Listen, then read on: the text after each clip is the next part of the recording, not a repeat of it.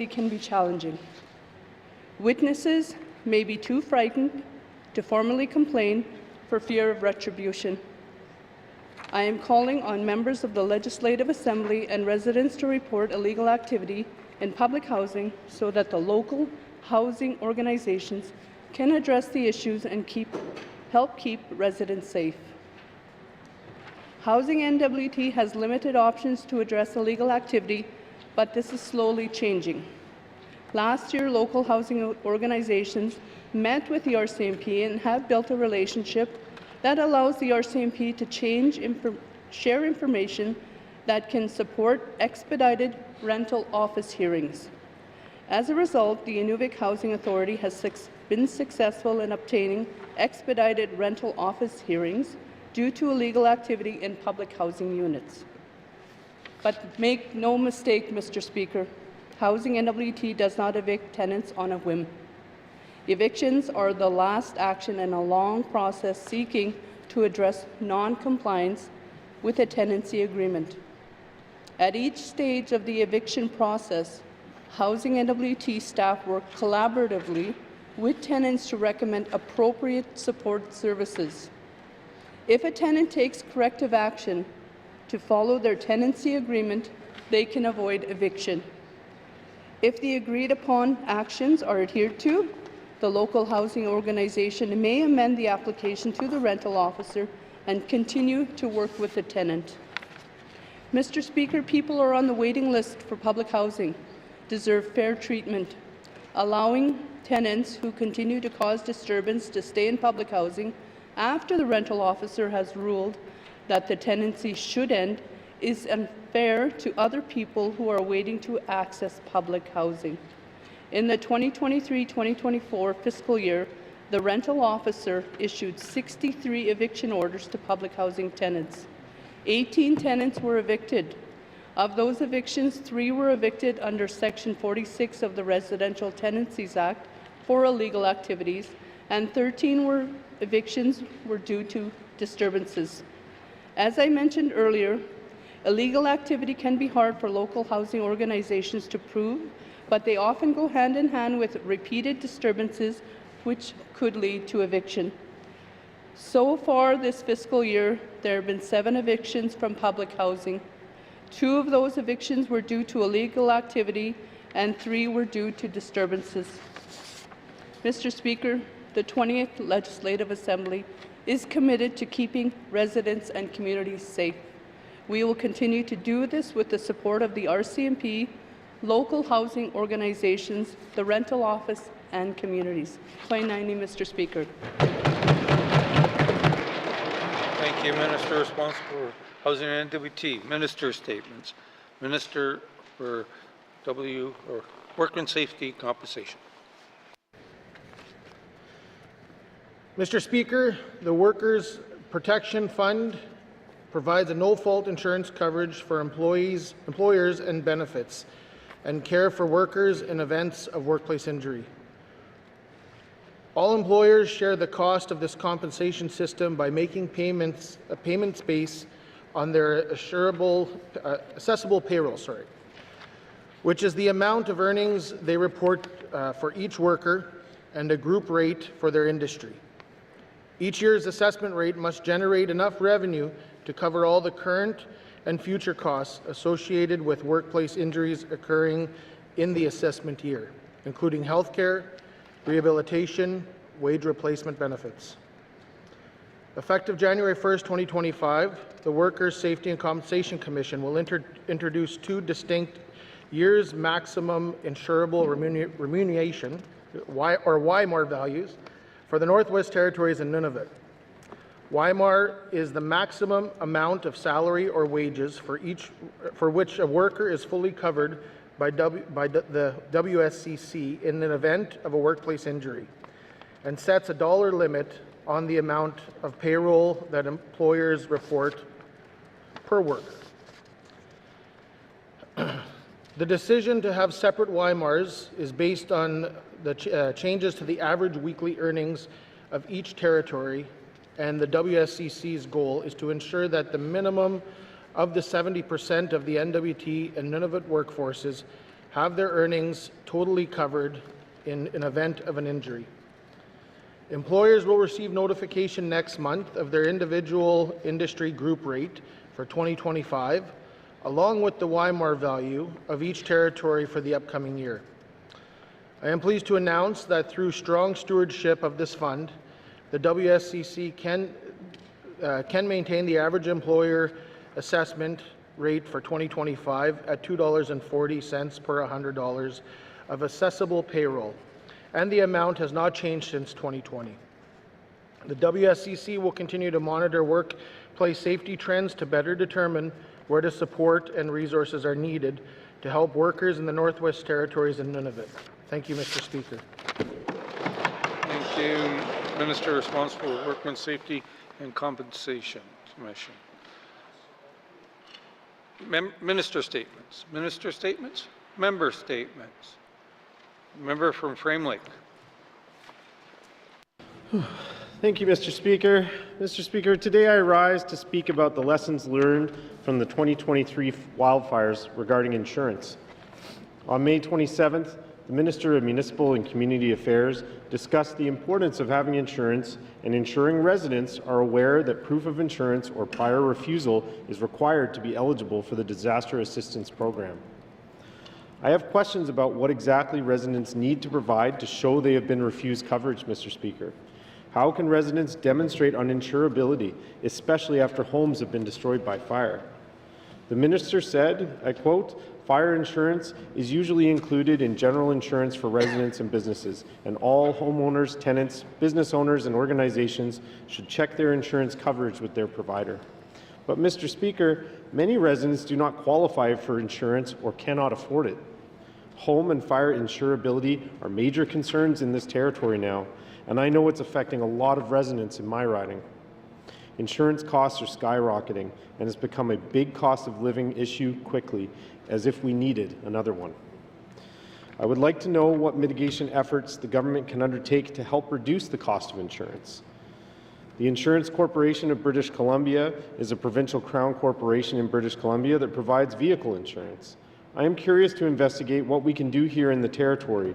Could we establish a public insurance model for fire insurance or partner with another program to help reduce costs for residents? We are waiting on the after-action review of the 2023 wildfire emergency response. But, Mr. Speaker, I would like to know what this government plans to do about our insurance affordability problem. I will have questions for the Minister of MACA at the appropriate time. And, Mr. Speaker, while I have a few seconds left for my statement today, I just wanted to make a special acknowledgement of one of our staff, Cynthia James. I wanted to congratulate her on her retirement and thank her for her work. You know, I've worked with her very closely as Chair of SCOGO for the past year, and just really appreciate the perspective that she brought to the table and the wisdom that she was able to share with me and has helped me grow into the role, and wish her all the best going forward. So thank you very much.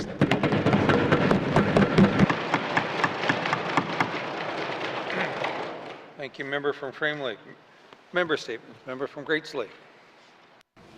Thank you, Mr. Speaker. Mr. Speaker, my constituency assistant has many wonderful talents, and I am thankful every day for his support. Today, I would like to read a slightly edited opinion piece that he wrote for L'Aquilon in 2020. I never knew my maternal grandfather. A veteran of the Second World War, he did not give up his life on the field of honor, but he never really came back either. Like many other Canadians who returned from the front as heroes, he kept an indelible memory of the horror that he encountered. At a time when post-traumatic stress disorder did not exist, he served his country as a military nurse before being interned for a few years upon his return to Canada. He died in a psychiatric hospital. War kills, but even when you escape it, it still leaves a lasting mark on your mind. Both among the military and the civilian population, those who have experienced this terrible human tragedy are sometimes lastingly affected by it. You never really come out of war completely unscathed. Mental health issues are a reality for many veterans who have participated in the missions of Bosnia, Afghanistan, Syria, and beyond. According to the Department of Veteran Affairs in 2019, There were nearly 25,000 veterans diagnosed with post-traumatic stress disorder and more than 33,000 struggling with mental health issues. And that's just those who had the courage to ask for help. Trauma is a vector for other public health issues, including drug and alcohol abuse. When we fight the opioid crisis, we are also fighting for the well-being of our veterans. Furthermore, as our country continues to welcome refugees from armed conflict zones, it's important to remember that some of them will also need psychological support. We must show compassion to all those who have experienced such trauma and do everything possible to ensure that care is available. On Remembrance Day, let us remember all those who died defending our freedom, but also those who are alive and continue to relive the horror. We do not forget, and our hearts are with you. Thank you, Mr. Speaker. Thank you. Member from Great Slave. Member statements. Member from the Sahtu. Thank you, Mr. Speaker. Sahtu heating fuel emergency. Facing $50,000 for one heating season is terrifying. This, Mr. Speaker, is the sentiment of my riding, according to the recent Cabin Radio article and conversations I've had with numerous constituents. Today will bring our last fall sitting to a close, and again I must raise the alarm bells regarding the issue of increased fuel prices in Norman Wells. I'm grateful to my colleagues who have voiced support towards the issue, many of whom realize it's just a matter of time before similar situations arise in their own ridings. And to the Minister of Finance for ongoing conversations with Imperial Oil and federal counterparts. However, there is still a ways to go to bring relief to this situation. Mr. Speaker, emergencies aren't new to this territory. In recent years, we have dealt with COVID-19 pandemic, wildfires, and floods. In these instances, the government has adapted, innovated, and found ways to offer support. Innovation could or should not be a stranger, and it is needed now in Norman Wells. Currently, the cost of air freighting fuel in is approximately $5 million. This cost needs to be offset to help the Sahtu residents. Apart from declaring a state of emergency which could freeze prices, what can be done?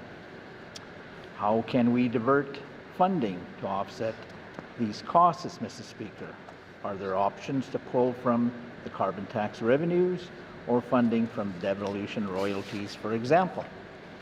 Mr. Speaker, I'm worried about the outcome for my constituents if there is no further intervention or government support offered. I do not want to return to this House and having to speak about widespread devastation in my riding because no one could afford home heating oil.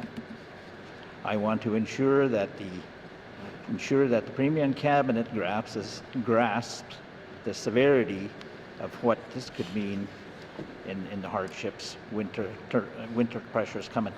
I seek unanimous consent to conclude my statement, Mr. Speaker. Member from the Sahtu. Member from Sahtu is seeking unanimous consent to conclude his statements. Seeing no nays, you may conclude your statement. Must see Mr. Speaker and must see colleagues. Mr. Speaker, I implore the Premier to work with his Cabinet colleagues to introduce support for the people in my riding who will inevitably suffer in the coming cold months. And Mr. Speaker, I assure residents I have every confidence. Must see.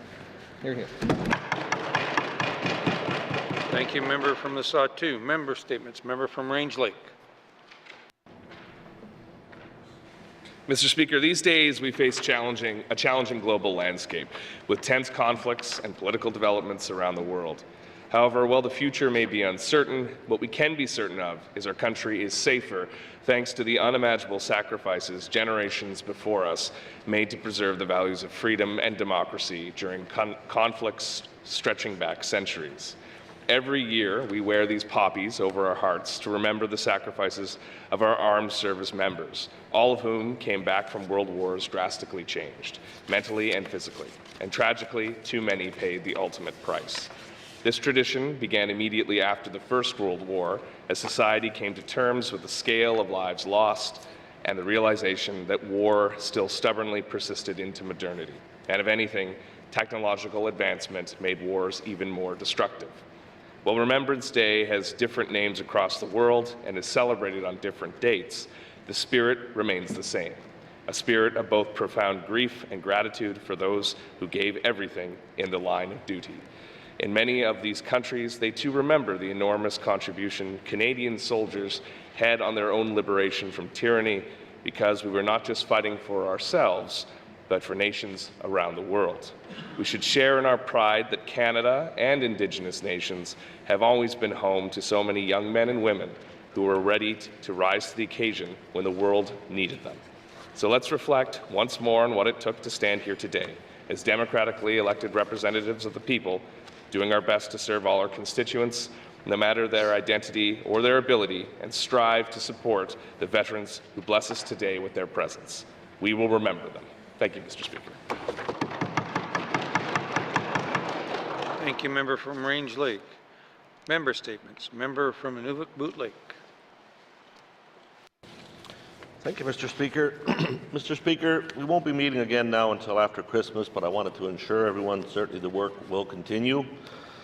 Mr. Speaker, I've decided to put together a little wish list for Premier Santa and the members of his workshop that I'd like to see accomplished, and hopefully when we get back in February we'll be discussing a positive change to those items. The list, Mr. Speaker, would be way too long, and I wouldn't have time in my member statement to say them all, but I will highlight a couple, Mr. Speaker.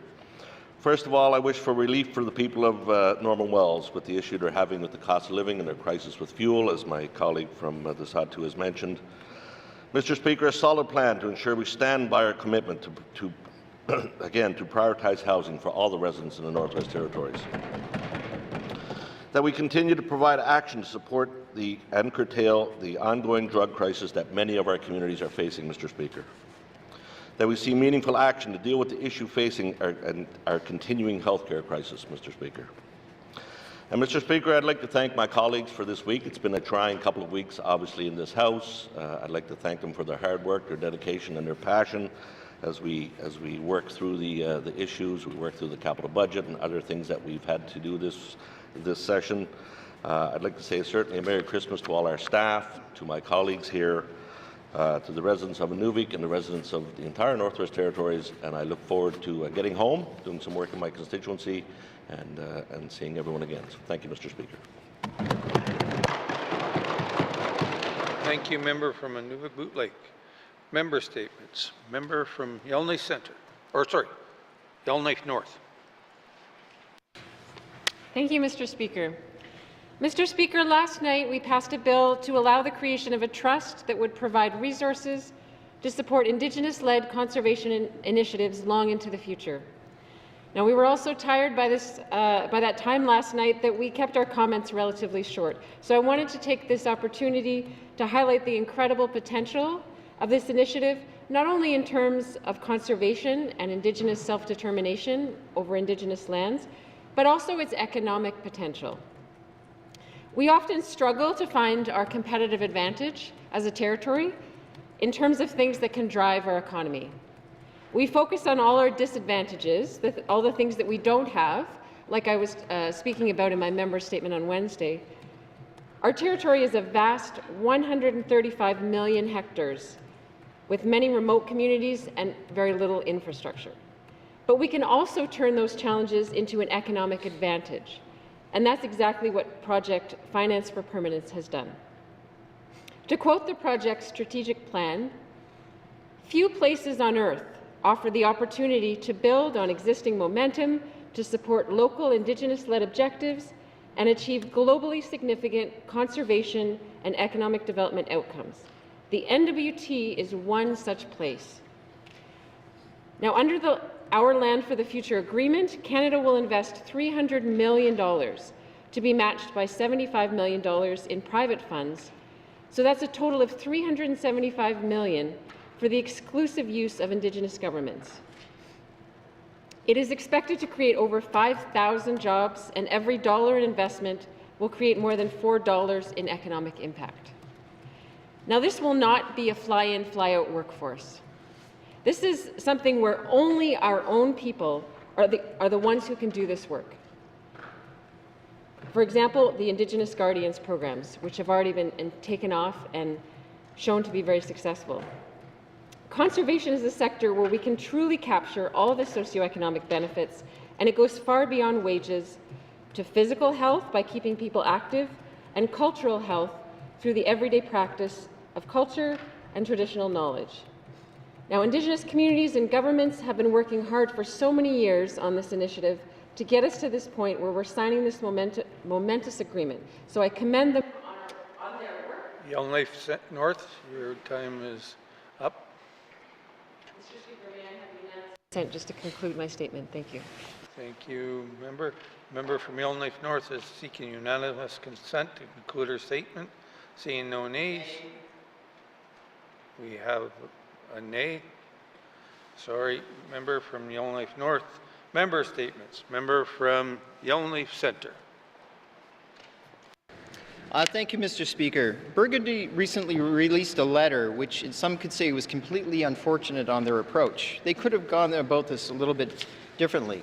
The criticism they received was basically targeted at the author. They viewed it as a large business wanting their way, and they tacked them on their pocketbook. But what was ignored is the message within the letter. Here was a bell being rung by an industry partner that underpins our economy and who's saying we have a path for economic opportunity for the next 25 years. Mr. Speaker, they are saying we could do things. It was profound, their letter, if you actually read the text. 2040, they're saying we could keep things going. But even more exciting, Mr. Speaker, was the statement. It said, in fact, J-Pipe alone represents one of the largest undeveloped kimberlite pipes on the planet. This is a statement that should have been the headlines of every newspaper in the world. They are seeing opportunity. Mr. Speaker, Burgundy isn't looking for a pass. They're looking for a path forward. Mr. Speaker, they went so far as saying, here we're giving some ideas.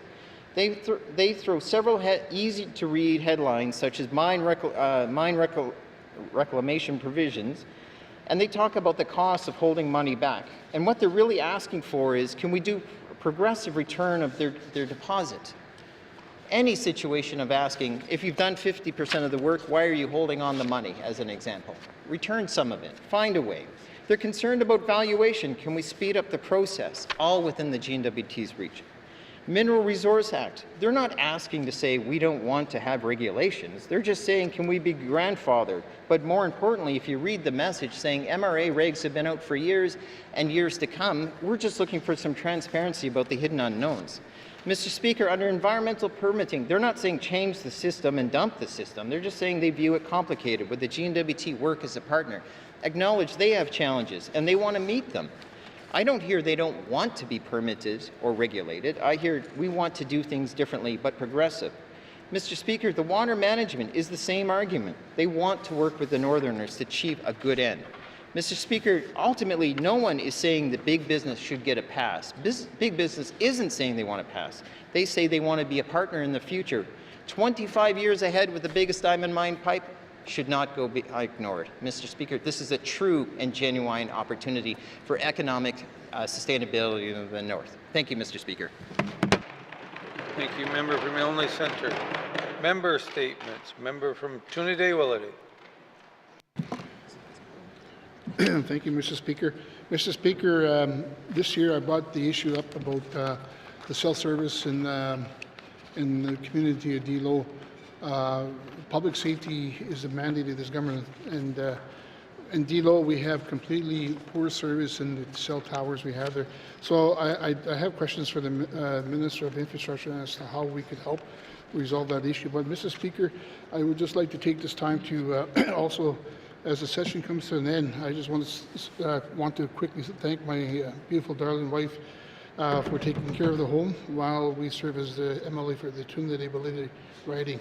Also, I want to thank my constituents, Taylor Bagato and Warren Delarme, who work hard behind the scenes to bring forward all constituent issues and concerns to my attention as the MLA for the Trinidad-Willity riding.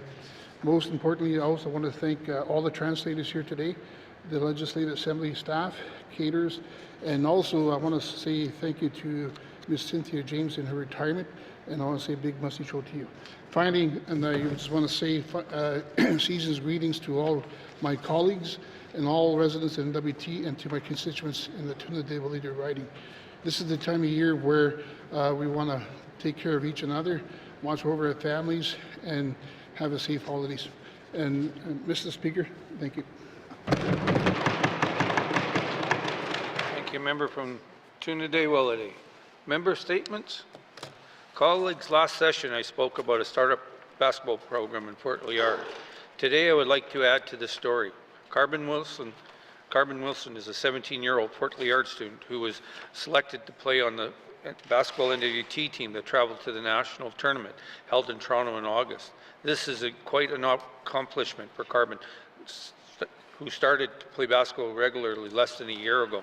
He was one of a group of boys who began playing in the Fort Liard outside court and with one hoop back in the summer of 2023.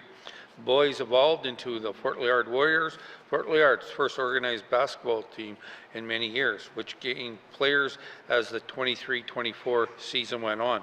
As the closest community is Fort Nelson, British Columbia, their first tournaments were played there. The school principal and teachers in Fort Nelson were immensely supportive and encouraging and contributed volunteer coaches when the Warriors had no coaches to travel with them.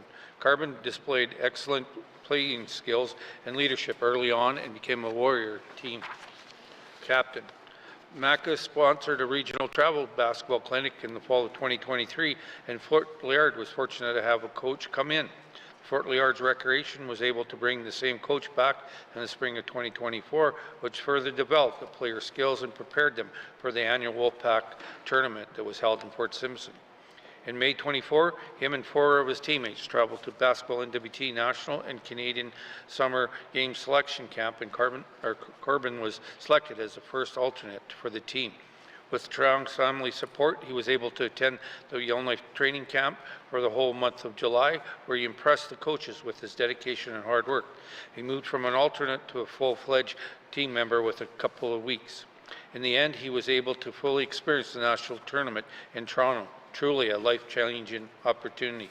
Carbon's family and the community rallied to fundraise for him through activities like Chase the Ace and Jail and Bail, and the Hamlet Council donated to his considerable cost.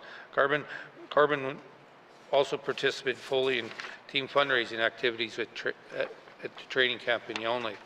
As Carbon completed his grade 12 this coming year, he will continue to play on the Fort Liard Warriors team, and his commitment to coaching young youth to help grow the basketball program. Thank you, Corbin. It's great to see young people pay it back. Thank you very much. Glenn. Member statements. Member statements. Returns to oral questions. Returns to oral questions. Acknowledgements. Acknowledgements. Or sorry, recognitions of visitors in the gallery. Recognition of visitors in the gallery. Member for Range Lake. Thank you, Mr. Speaker. Mr. Speaker, I would like to recognize my constituency assistant, Mr. Taylor Pagano, who's in the gallery with us today. I couldn't let I share him with the member for Tuna de Willowdale, and he mentioned him in his opening statement, so I couldn't be remiss not to recognize him for the amazing work he does for the Range Lake riding to help all the constituents out there. Thank you so much, Taylor. You work very hard every day, and we're very lucky to have you. Thank you. Thank you, member from Range Lake. Recognition of visitor gallery. Member from Tuna de Willowdale. Thank you, Mr. Speaker. I too want to recognize Taylor Pagano, who I share as a CEA with a member from Range Lake. Also, I just want to say that our CEAs that we use in this house, they do a lot of work behind the scenes and research, and especially taking calls in the weekends and nights from my members in my riding. So I just want to recognize Taylor Pagano and Warren Delorme. Thank you. Thank you, member from Tuna de Willowdale. Recognition of visitors in gallery. Member from the Sawtooth.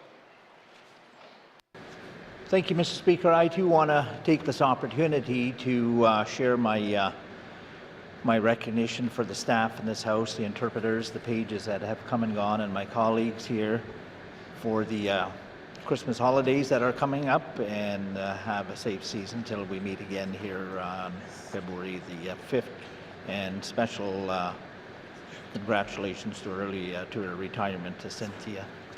Thank you, Mr. Speaker. To colleagues, recognition of visitors in the gallery are for people here in the gallery. Please remember this moving forward. Thank you. Recognition of visitors in the gallery, member from Frame Lake. Thank you, Mr. Speaker. Mr. Speaker, I just want to recognize we've got lots of pages in the House today from the Frame Lake riding. I recognized her earlier this week, but wanted to recognize and thank again Lucy Mackay. We've got Emery Moffat returning, so thank you to her for her service, and also Tyra Risto. So thank you to all three of our Frame Lake pages this week. Thank you. Thank you, member from Frame Lake. Recognition of visitors in the gallery, member from Yellowknife Centre.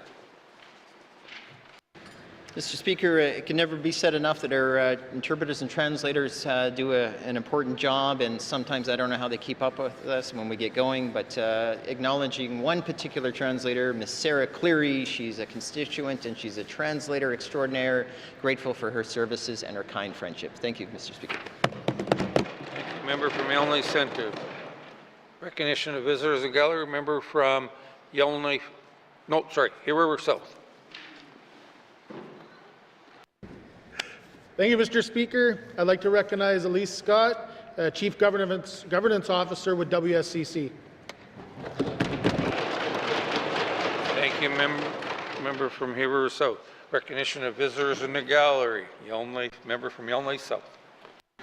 Thank you, Mr. Speaker. Mr. Speaker, I'd like to recognize a resident of Yellowknife South, also fellow hockey parent, fellow soccer parent, Nicole Sock, here today. Thank you. Thank you, member from Yellowknife South. Recognition of visitors in the gallery. Recognition of visitors in the gallery. Colleagues, if we've missed anyone in the gallery today, welcome to your chamber. I hope you are enjoying the proceedings. It is always nice to see people in the gallery. Recognition of visitors in the gallery. Recognition of visitors in the gallery. Acknowledgements. Oral questions. Member from Nunavut Lake. Thank you, Mr. Speaker. Mr. Speaker, Northwest Territories businesses expect the government to fulfill its commitment to maximize benefits of spending of public dollars in the North for the North. This is why we have the business incentive policy, Mr. Speaker. The Stanton audit states that we cannot prove that the single biggest project in the history at this time achieved this goal. Mr. Speaker, I have a question for the Minister of ITI. How do we assure northern businesses that the BIP is being used? Thank you. Boot Lake, Minister of Investment, Tourism and Industry. Thank you very much, Mr. Speaker. So, Mr. Speaker, a few things. Businesses have to meet the eligibility requirements of BIP, and then those businesses, of course, are audited on a biannual basis. And then also we have our vendor performance management policy, as well as the, which was put out in 2023. And then in 2024, the guidelines were put out so that both the staff of the GNWT would understand what is expected and required, and staff do undergo training. And then in future, we will be putting out training for contractors as well. Thank you. Thank you, Minister of ITI. Member from Nunavut Lake. Thank you, Mr. Speaker. Thank you to the Minister. And yes, I was aware in 2023, certainly the BIP had some changes. I attended the workshop in Nunavut when they implemented it. We're talking about implementing those. So I guess my question is, who is watching? And previously, Mr. Speaker, people would fill out the BIP application, but how are we now, I guess, being a little more robust in monitoring that and ensuring that those businesses that fill out that form are actually following through on the commitments they make to northern businesses in that form? Thank you. Member from Nunavut Lake, Minister of ITI. Thank you very much, Mr. Speaker. So, Mr. Speaker, the change that was made was specific to start off for construction contracts over $250,000. And so those contracts there really are what we are focusing on to start. with the vendor performance management policy to ensure that those contractors are meeting their BIP requirements. All of the contracts that are put out by the government then undergo review along with the contractors, and there are penalties that are applied to contracts where BIP is not followed within that financial bracket. And I'd be more than happy to answer any other questions about enforcement of BIP certification for the member as well. Thank you. Thank you, Minister of ITI. Member from Nunavut Boot Lake. Thank you, Mr. Speaker. Yeah, and in the past there has been issues where the following up has kind of taken place halfway through the contract, where it puts us in a position oftentimes not to be able to make a change because of the cost associated with that. I guess, can the minister maybe speak a little more on the penalties and on monitoring these contractors early on in the contract versus previous years? It's been a little later in the project. Thank you. Or Nunavut Boot Lake. Minister of ITI. Thank you very much, Mr. Speaker. Well, Mr. Speaker, the contractor is the one that is making a commitment off the hop on a commitment they are making through a contract and through a bidding process to the government. So they would, I would hope, would know what commitments they're making in their own tendering process right from the hop. That being said, one of the things that we will be implementing coming up here is training for contractors so that they understand the expectation of all contracts. They understand how businesses are registered and comply with BIP, that they understand what penalties will be applied to them. So if BIP commitments are not achieved, the payment adjustment applies only if BIP commitments are not achieved and is equal to 15% of the amount by which a contractor failed to meet their commitment for NWT content, and 20% of the amount by which the contractor failed to meet its commitments for local content. Thank you, Mr. Speaker. Mr. of ITI. Final supplementary. Member from Nunavut Boot Lake. Thank you, Mr. Speaker, and thank you for that, and I'm glad to hear that. Again, my only concern and my question would be that it's great that we have penalties in there, but if no one is watching, what's the incentive for a company to follow through? So my concern is, again, that not only are we saying it, but that we're doing it, and that we're following up early on in the contract to ensure that these businesses that say they're going to use local businesses, but maybe for cost-saving measures, get halfway through the contract and say, I'm going to flip that and buy that product in the South instead. Are we watching that early on in the contract? Minister for ITI. Thank you very much, Mr. Speaker. Mr. Speaker, this essentially is the point of this policy and this program, is first of all penalizing financially the companies that aren't adhering to BIP, and then at a certain point, if companies are being non-responsive, then they are going to end up with consequences, and especially in a place where government contracting is so important to contractors. You know, as my other hat, the MLA for Cam Lake, very much understand that government contracting is very important. If government's not putting out contracts, you better believe that I hear about it. So making sure that we are ensuring that there is benefit to Northerners, it helps everybody, and that is really what we're trying to do with this policy. Thank you. Minister for ITI. Oral questions. Member from Yellowknife Centre. Thank you, Mr. Speaker. Mr. Speaker, in my member statement today, I talked about the Burgundy letter, and if I remember correctly, I think I even read somewhere that the Premier had reached out or had some conversation with them. And if I'm incorrect on that understanding, I would hope that the Premier would clarify. But that said, what has the Premier done in response to the open letter Burgundy has written, I guess the Government of the Northwest Territories, about trying to be a partner in the longer-term solution of our economic viability as a territory? Thank you. You, member for Yellowknife Centre. Mr. Premier. Thank you, Mr. Speaker. I did receive the letter from Burgundy, and I did meet with the senior executives from Burgundy maybe sometime in October. I also, at that meeting, were the Minister of ITI and the Minister of Environment and Climate Change. Was the Minister of Finance there? Yes. The Minister of Finance was there as well as the Minister of Infrastructure. So we had a number of ministers there, and when it comes to these types of files, I'm not the lead on the regulations, on access to lands, on securities, things like that, but I felt it was important for me to attend because the economic development in the territory, creating a strong climate for economic development and for industry is important to me. But ultimately, the leads on those files are the ministers. And I made sure that Burgundy knew that, made sure they had connections into the ministers, and there were officials at that meeting as well who made commitments to work further with Burgundy. So we are working with them to address their issues. Thank you. Mr. Premier, member from Illinois Centre. Thank you, Mr. Speaker. The reason I'm going to the Premier is, first, he's the head of the government in the context of Cabinet. It also sows over many departments, and it's difficult. I'd be here for weeks and months, if not trying to get every minister through the cycle of asking questions. Hence, I'm trying to point them. So what type of Cabinet direction is being provided, or what could be provided with respect to the concerns raised? I could go through them. I think the Premier is well versed in them, or at least aware of them, generally speaking.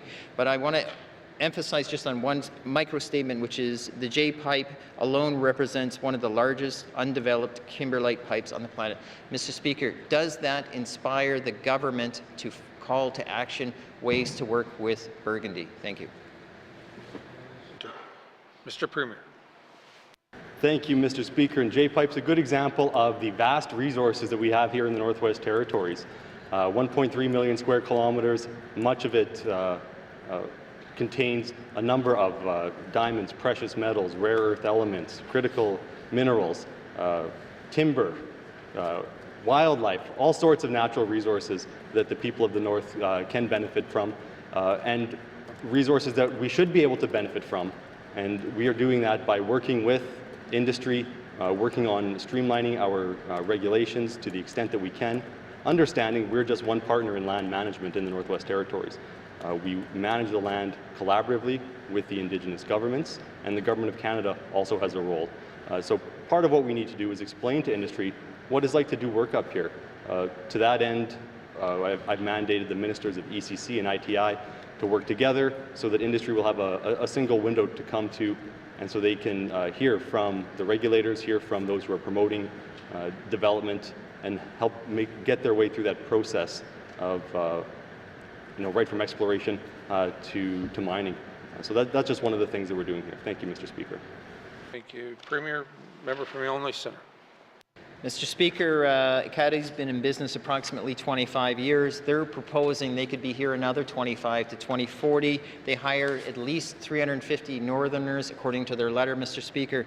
Mr. Speaker, it's not attracting them, it's trying to find ways to keep them here in the North, working and employing, as well as the endless contributions to communities and community governments or organizations. Mr. Speaker, does the Premier see the significance of this partner in their economic future? And if he doesn't, does he have another alternative? Because mining cannot easily be replaced with forestry, et cetera, et cetera. Thank you.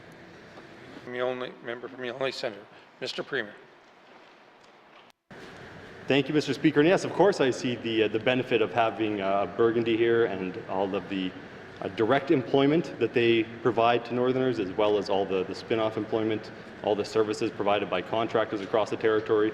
So yes, we're very committed to continuing to work with industry and making the territory, continuously improving the territory so that it is a better place to do business. Thank you, Mr. Speaker. Mr. Premier. Final supplementary. Member from Illinois Centre. Mr. Speaker, I read every word in this letter very closely. I did not see we're big business, we need a big pass. What it says is we see opportunity and we need a partner. Mr. Speaker, would the Premier commit to updating us on progress on all of these initiatives outlined by the Burgundy letter in a way that even members can see where we can help support this industry, to employ Northerners and to help continue to make the territories an economically viable place to live and work? Thank you. From Illinois Centre. Mr. Premier. Thank you, Mr. Speaker. I think this is a great opportunity to offer committee a briefing on what the territory is doing on this file and on regulations in general to help spur development and continue development in the Northwest Territories. And so I'd like to make that offer to the standing committee. I believe the member might be the chair, and we'd be happy to provide that update and have that conversation. Thank you. Mr. Premier. Oral questions. Member from Framelink. Thank you, Mr. Speaker. Mr. Speaker, my questions today are for the Minister of MACA, as mentioned in my statement. Can the Minister explain what documents residents must show to demonstrate prior refusal for insurance in order to be eligible for the Disaster Assistance Program? Thank you. From Framelink, Minister, Municipal and Community Affairs. Thank you, Mr. Speaker. Residents who are obtaining insurance must obtain documents from their insurance company to state that what their insurance covers. And I think it's important for all residents that we all look at our insurance documents. They're pretty thick, and I'm sure probably most of us here have never read the fine tooth of, or the fine lines of the insurance documents. I know I have after the last couple of years, but it's important to go through them and get the information you need out of your insurance documents.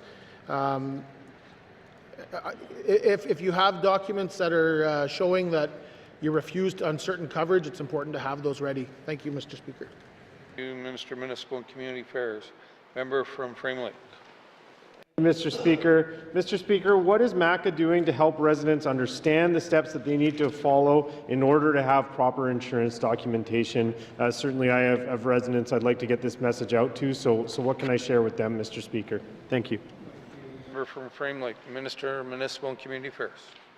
Thank you, Mr. Speaker. I know the last year MACA has done a good job promoting the Be Ready campaign, which also included making sure that you have insurance available for your assets. We have staff like the Pathfinders who work with residents to make sure they have their documents or assist them in getting documents from insurance companies. So it's important that residents reach out and even just work with Pathfinders that are available to see what they need. So thank you, Mr. Speaker. Minister of Municipal and Community Affairs. Member from Frame Lake.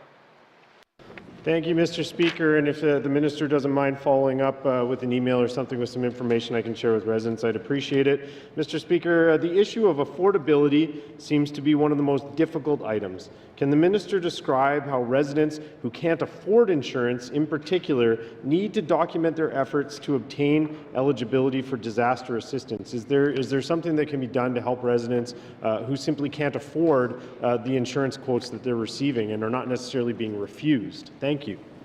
Member from Frame Lake, Minister of Municipal and Community Affairs. Thank you, Mr. Speaker. The issue of affordability is getting to be worse. It's not just it used to be hard to get insurance for some folks, and now it's continuing to be harder and harder for most of us to get insurance for certain things, and that just relates to a lot of the disasters that have happened throughout Canada. With the affordability, there's documentation that's needed to show that it's not affordable for them to have insurance. If you can't afford it, make sure you have that documentation so that it can help you in an event, an emergency, and disaster. The DFAA may be applied if it's not affordable. So when it comes down to the insurance, I know it's tough, but DFAA is really strict on the fact of affordability is not necessarily a point of coverage. So thank you, Mr. Speaker. Municipal and Community Affairs. Final supplementary. Member from Frame Lake. Thank you, Mr. Speaker. And it seems the Minister is identifying a bit of a gray area here that I think we need to dig further into, and certainly I'll be doing that with research over the coming months preparing for the next session. Mr. Speaker, has the Minister considered what measurements the government might be able to take to assist residents who are unable to obtain insurance due to affordability, considering the federal government doesn't necessarily consider this to be reason enough to make residents eligible for disaster assistance? Thank you, Mr. Speaker. Member from Frame Lake, Minister of Municipal and Community Affairs. Thank you, Mr. Speaker. The territorial government is on a working group with the federal government that is talking about insurance and affordability. Also, insurance coverage that is not available. For an example, some flood insurance is not available, depending on the type of flood. So there is a working group out there to work on insurance coverage. And to mention to the point of the gray area, there is a lot of confusion about insurance and what can and cannot be covered. So there is a federal working group, and the government is part of it. Also, I believe the NWTAC is also part of that working group. So thank you, Mr. Speaker. Minister of Municipal and Community Affairs. Oral questions. Member from Yellowknife North. Thank you, Mr. Speaker. Mr. Speaker, we've all seen the news about the intention of the Northwest Territories Power Corporation to apply for a general rate increase. that would lead to a 25% hike in electricity costs, which is obviously a huge blow to both residents and businesses. My constituents, and I'm sure that many of my colleagues' constituents, are very concerned about the governance of the NTPC.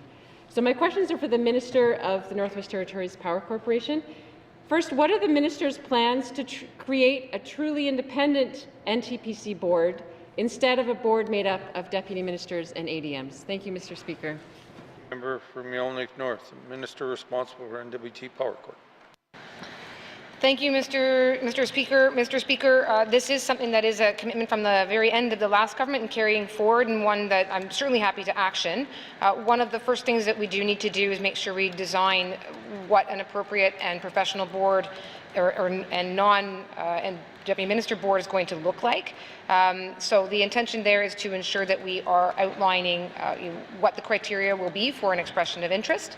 That is right now underway, determining what that should look like. It is being led by the Department of Infrastructure to ensure that we are maintaining regional representation and a degree of expertise in subject matter areas. So that's the first step, and then we'll be going out to begin the recruitment process. Thank you. Thank you, Minister responsible for NWT Power Corp. Member from Yellowknife North. Thank you, Mr. Speaker. So what is the timeline for implementing those changes, if the Minister can explain? Thank you, Mr. Speaker. Thank you, Member for Yellowknife North. Minister responsible for NWT Power Corp. Thank you, Mr. Speaker. Mr. Speaker, my understanding is that the expression of interest that should be going out for the public will be ready in 2025, early 2025. That then goes out to seek the expressions of interest that we're hopefully going to be looking to get 4 to 8 new members on. That will help to then transition off several of the existing board members who obviously do have other responsibilities. And we'd be keeping, of course, I shouldn't say of course, we are looking to keep at least 2 GNWT members on the board. We are the sole shareholder. But that transition process will begin again once we've hopefully recruited a good slate of 4 to 8 members in 2025. Thank you. Thank you, Minister responsible for NWT Power Corp. Member from Yellowknife North. Thank you, Mr. Speaker.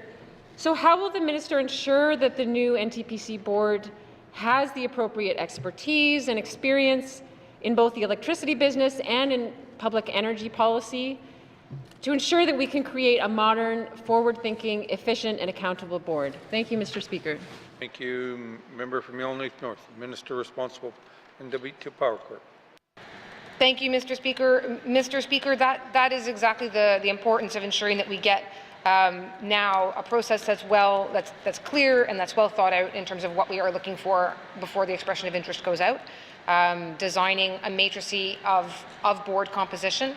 This is actually the kind of work that's been happening slowly over the last few years in the GNWT, is to move a lot more boards towards having a matrix of what competencies are required for success, what kinds of backgrounds, what kinds of education, what kinds of regional representation, to ensure that the board is diverse, which promotes better decision making, but has the expertise. So that is the time that's taking to make sure that piece of what is the matrix we're looking for is done clearly, because then the expression of interest can flow from it, and then ultimately board selection can flow from that, aligning who's applied back to the skill set we're looking for. So that's literally the work underway right now. Thank you. Minister responsible for NTPC. Member for Yellowknife North. Thank you, Mr. Speaker.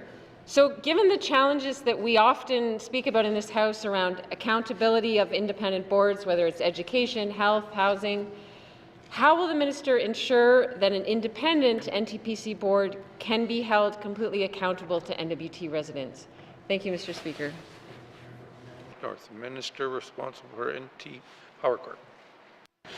Mr. Speaker, thank you. I've certainly been present in the House when we've had some discussions of late around challenges in terms of the interplay between independence and accountability as entities and creatures of the GNWT. And Mr. Speaker, I can say that I've actually recently directed the Department of Infrastructure, who are leading this work, to take that into account expressly, indicating that while we want to ensure there's independence, obviously with non-GNWT members on this board, I've asked that there be a very express and clear connection back to likely the Minister, because that is my role to be responsible here and maintains the line of accountability back here. So that was an express direction and should hopefully alleviate any misunderstandings or lack of alignment between the priorities of this House. Thank you. Minister responsible for NWT Power Corp. Oral questions, member from Great Slave. Thank you, Mr. Speaker. Mr. Speaker, the Premier spoke a bit the other day about a newly formed Governance and Service Integration Division under EIA. So my questions are to the Premier about that. Specifically, he spoke that to the fact that the division will focus on increasing transitional and supportive housing options. My question is, would he be considering housing options for women and families fleeing domestic violence in those housing options? Thank you, Mr. Speaker. Thank you, member from Great Slave. Mr. Premier. Thank you, Mr. Speaker. And there's many intersections with homelessness and other aspects of life. Someone might be homeless because they have to flee the home that they've been living in. Right now, that funding sits with Health and Social Services, but it would only make sense to ensure that the departments are working together and that at least the left hand knows what the right hand is doing. That's one of the things we want to do with this division is improve the culture of integrated services and cross-departmental coordination. Thank you. Mr. Premier, member from Great Slave. Thank you, Mr. Speaker, and I can accept that. I want to draw attention specifically to the need for housing for folks who are fleeing violence. It's great. It's gotten greater since the pandemic, and so I would like to see if the Premier will commit to looking into how this new division will be best supporting those folks through whatever department is holding the pockets of the purse. Thank you, Mr. Speaker. Thank you, member from Great Slave. Mr. Premier. Thank you, Mr. Speaker, and I think it's good for me to have that very specific information, so I will look into it. I would also like to offer a briefing to the standing committee, the appropriate standing committee, on the new division and how it's going to operate and the work that is currently happening. Thank you, Mr. Speaker. Mr. Premier, member from Great Slave. Rangeley. Thank you, Mr. Speaker. Mr. Speaker, one thing I hear from frontline healthcare workers time after time again is the poor state of their morale. In fact, this is something the minister and I talked about yesterday in the hallways here. What it is certainly tied to the cohesion of their workplaces and the accountability of their managers. Is the Minister of Health and Social Services receiving proper feedback from her frontline staff? And does she have the tools to assess morale in order to work on the improvements they need? Thank you, Mr. Speaker. Rangeley, Minister of Health and Social Services.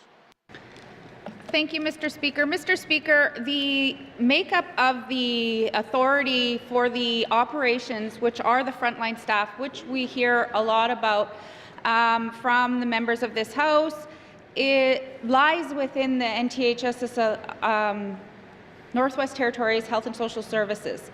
They have a governing council, so within the authority, where the minister's relationship is I get to work with the governing council over that authority. And, when these issues are raised, I, will have those conversations, not just with my own, with the governing council chair, but with my own deputy minister, to be able to keep reiterating some of the issues that we're hearing in this House. We've heard a lot of the issues that are raised in this House on morale are, have stemmed from, MLAs from Yellowknife. And I appreciate that's being highlighted. However, there are many employees throughout the Northwest Territories that fall under NTHS-SSA. And they are hard-working employees, and I know the members do, agree with that.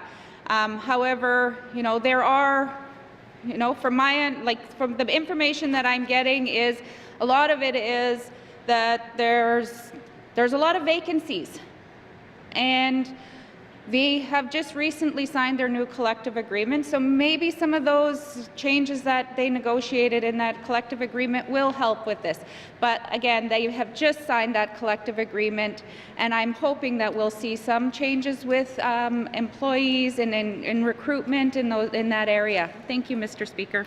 Minister of Health and Social Services. Member from Rangeley. Thank you, Mr. Speaker. I want to reassure the minister that it's not just Yellowknife members who are advocating for our healthcare workers. It's everyone on this side of the House, up and down the valley. So, Mr. Speaker, it's important as well that healthcare is not understaffed. The minister just spoke to this. The staff we do have are being forced to work long hours, sometimes 12-hour shifts without breaks. How is the minister going to ensure frontline staff, such as emergency room doctors and nurses, are not overworked and not tired, burnt out, and unable to provide high-quality care? Thank you. Angelique, Minister of Health and Social Services. Mr. Speaker, I appreciate that question, because the process for the NTHSSA is, they have the authority. We've been questioned on how the money is being spent in there. We have a deficit. So over the years, in order to deal with some of those issues, they are running a deficit, because they're trying to fit in areas where there's not, where the staffing vacancies are, where there's only a certain amount of staff per unit. There's, so there's a process for that. And right now what the process is they run a deficit. We've also heard from the other side of the House is we need to figure out this deficit. So that's what we're doing. We've created the Health Sustainability Unit to figure out where all the money is going that we approve in this budget, in the budgets, like in the operating budget that goes to the Health Authority, that goes to the department. What are all those positions? Are they funded? Are they not funded? Why aren't they funded? Where do we need to find that funding? Right now, we've heard that we're projecting a $63,000 deficit for next year's budget, and so we have to figure all that out. And in order to increase the support for those staff, we need to bring those things forward. They need to come from somewhere. We've heard from the Minister of Finance that we're reaching our borrowing limit. So we have to start to find that money from within, and that's the work that we're trying to do with the Health Sustainability Unit. Thank you, Mr. Speaker. Thank you, Minister of Health and Social Services. Member from Rangeley. Thank you, Mr. Speaker. Well, the minister and I absolutely agree that, but where perhaps we disagree is that there's two issues here. One is the good value for money and the financial management of the healthcare system, and the other is the operational management, where frontline workers are not feeling heard. The common thread here is management. How can leaders be held accountable within the health system? And will the minister commit to implementing manager evaluations and reviewing organizational structures that aren't working? Thank you. Thank you, Member from Rangeley. Minister of Health and Social Services. Mr. Speaker, as the member has saying this, right now there is actual leadership training going on within the NTHSSA to support those managers to do the work that the member is asking for. Why this is only happening now, I can't speak as to what happened in the past or what changes, but we know that our managers are taxed with a lot. We know our frontline staff is taxed with a lot. How do we support our managers to help, to work with their frontline staff, to let their frontline staff feel supported? That's the work that's going on right now. It might not be out there nice and shiny and being able to say this, but I'm hoping that will try to help to support those managers to continue to support their frontline staff. And I think the time management between them and the recruitment parts of their jobs is taking effect on their time being able to support their frontline staff. So all those things are being looked at and that was taken away from the town hall that we had, especially because the town hall that we had was at Stanton. And those things have been taken away to try and figure out ways to resolve some of those things internally. Thank you, Mr. Speaker. Thank you, Minister of Health and Social Services. Final supplementary. Member from Rangeley. Thank you, Mr. Speaker, and I've spoken to many of the participants of that town hall.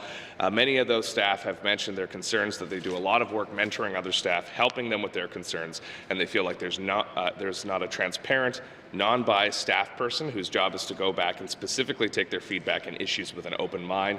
Last budget, we asked the minister to explore the implementation of an Office of Practitioner Experience or some sort of dedicated ombud-like role that staff can bring their concerns to that can get worked on.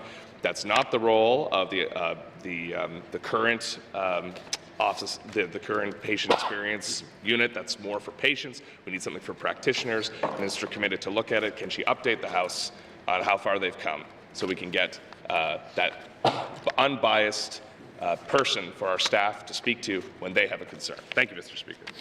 Range Lake Minister, Health and Social Services. Thank you, Mr. Speaker. Mr. Speaker, there is a process internally for all staff, and I think that's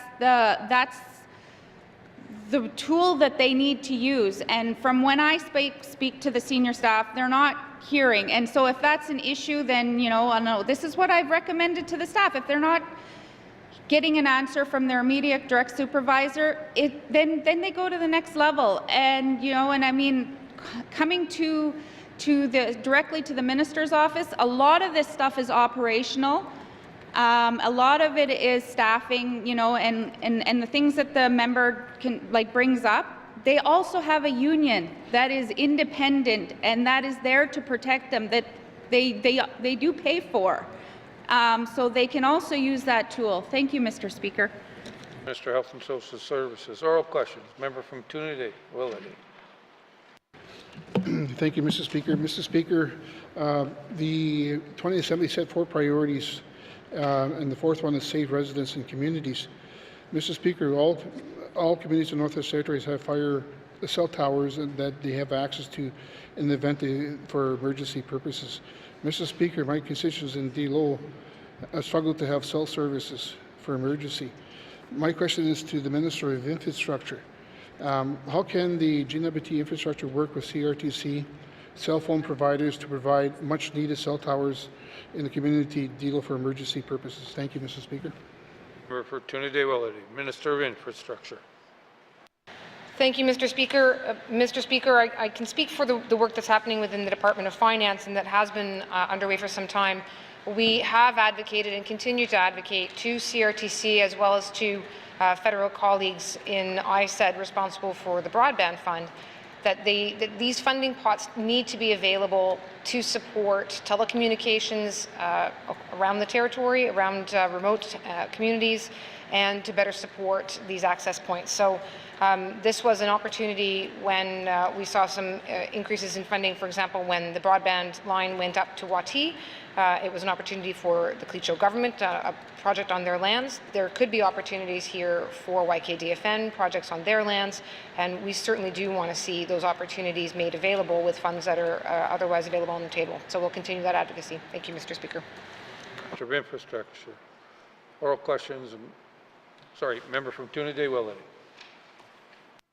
Thank you, Mr. Speaker. Mr. Speaker, I brought this issue up in the 19th Assembly, and I'm glad that there's some movement now to look at ways as to how we could deal with this problem. My question, Mr. Speaker, is that can the minister work with the Allies and First Nation to come up with an emergency backup plan for the residents in D-Low in the event they have to call for emergency for fire, ambulance, and police protection? Thank you, Mr. Speaker. Thank you. Member from Trinity, Willity. Minister of Infrastructure. Mr. Speaker, I can perhaps start by saying that I'll work with my colleague, the Minister of Municipal and Community Affairs, on this area. It's one that I know is dear to his heart, to ensure that all residents have appropriate access to emergency services, and am more than happy to do so. I think he and also my other colleague, Minister of Health and Social Services, similarly share that we want to ensure folks have access to such services. So I'm happy to begin to have that conversation, or perhaps join their conversation, so that we are all working towards that common goal, and similarly to ensure that we are involving the Oneida First Nation, given that it would be for the benefits on their lands. So absolutely, Mr. Speaker, we can move that forward. Thank you. Minister of Infrastructure. Colleagues, before I turn to the question again, please be very specific to the departments. Don't go multi-departments, because I sometimes have a question of where you're asking the question. So, member from Trinity, Willity. Yeah, thank you, Mr. Speaker, and I did see the Minister of Infrastructure. But anyway, I just want to, I'm looking forward to work with the Minister and also the Unlicensed First Nation to come up with a plan, but it's really important that we need to address this issue because this issue has been ongoing for a very long time. And I just want to just leave that there and it's just a comment, so I want to see Mussy. So, thank you. Colleagues, first and foremost, when you ask questions for infrastructure, you include MACA and health in it, means doesn't matter just because you ask the question for infrastructure, the Minister for Infrastructure cannot answer the questions for the other ones. As well, I don't need commentary. If you don't have questions for the third one, please pass it on to the other one. I think I've said this numerous times, so I'm going to reissue it again. Oral questions. Oral questions, member from Yonley Centre. All right, Mr. Speaker, I appreciate the opportunity for a second round. Mr. Speaker, my questions will be directed to the Minister of Health for clarity and to surety that the House knows where the questions are going. In previous sessions, I've raised the issue of licensing requirements of nurses who've received training outside of the country. The hours weren't the issue. The gatekeeper of the Nursing Association is controlling who can be qualified under their rules to practice here. Mr. Speaker, I referred specific case to a situation where Ontario has approved a license, Alberta has approved a license, but NWT has no pathway to approve this. So in short, Mr. Speaker, while we have cost of living going up and industry is packing up, we can't risk losing nurses who want to work here. It's that simple. What has the Minister done to help solve or resolve this issue? Thank you. Member from Yonley Centre. Minister of Health and Social Services. Thank you, Mr. Speaker. The last discussion that I had on this was that the CAN was actually working on the solution, and I know that the Minister and I have touched base again to follow up on further discussions to have another updated meeting with them to where this is. I know that they're looking at the same model that they're looking to work with BC on the model that they have because of to try and shorten the process of the assessment of the nurses that are international nurses that are coming into Canada to be able to come to work in the Northwest Territories. So as for the details of that, I will have to get back to the member. Thank you. From our Minister of Health and Social Services, member from Yonley Centre. Thank you, Mr. Speaker. I'll accept the details in writing. Mr. Speaker, the BC model, if I remember correctly, is to further train and assess them at their cost. Is that how it is going to, is that how the model is intended to roll out under this leadership of this minister and working with CAN and the NWT Nursing Association, or will there be a bridging support program to help these individuals? Because the last time I was told this person, this family was instructed to move to Alberta, go get your hours there, then, hey, move back. We have to have a reasonable model. So please, can you elaborate on the BC idea? Thank you. Colleagues, I would appreciate you looking to me instead of the Minister that you're asking the questions. Please and thank you. Minister of Health and Social Services. Thank you, Mr. Speaker. Mr. Speaker, within this, what I would suggest is that I will work with my counterpart, Minister of EC&E, to get a follow-up and an update on where we are with this, as to with the hours and the practice. The one thing that that I would like to say is that it's just been mentioned in this House that there are the staff are taxed with supporting other staff, mentoring. We have a nursing program here that's a 4-year degree program. They go into the system. They have to be mentored by nurses in the hospital. We are trying to create training for those nurses, those senior nurses, to to support them in their duties as mentoring. So we're trying to build that capacity within the authority right now. As for bringing on new international nurses to do this, that support would have to be built into this. So this would be a new, like, added on to the NTHSSA where we are currently. Not necessarily will, as for more of the details, this is something, again, that I would offer a briefing on standing committee, and we could send a letter once we've had an update from CAN where they are with this. Thank you. Minister of Health and Social Services. Member from Yonge Centre. Mr. Speaker, I think it's fair to say, at least I know I've been briefed to death on this particular initiative. I'm not speaking for the Social Development Committee. I'll let them make their own decisions. But that said, Mr. Speaker, would the minister show some leadership by either A, eliminating the hours required on qualified nurses, obviously, because they've gone to school, or immediately issue a directive to the nursing, in writing, in other words, direction, that they co-partner with either Alberta or Ontario, that if nurses qualify there, by de facto, they qualify here in the Northwest Territories to practice. Thank you. 2 ideas. Centre. Minister of Health and Social Services. Mr. Speaker, I will not commit to our territory doing what Alberta can do and support, or what Ontario can do and support. We are very different than those 2 provinces.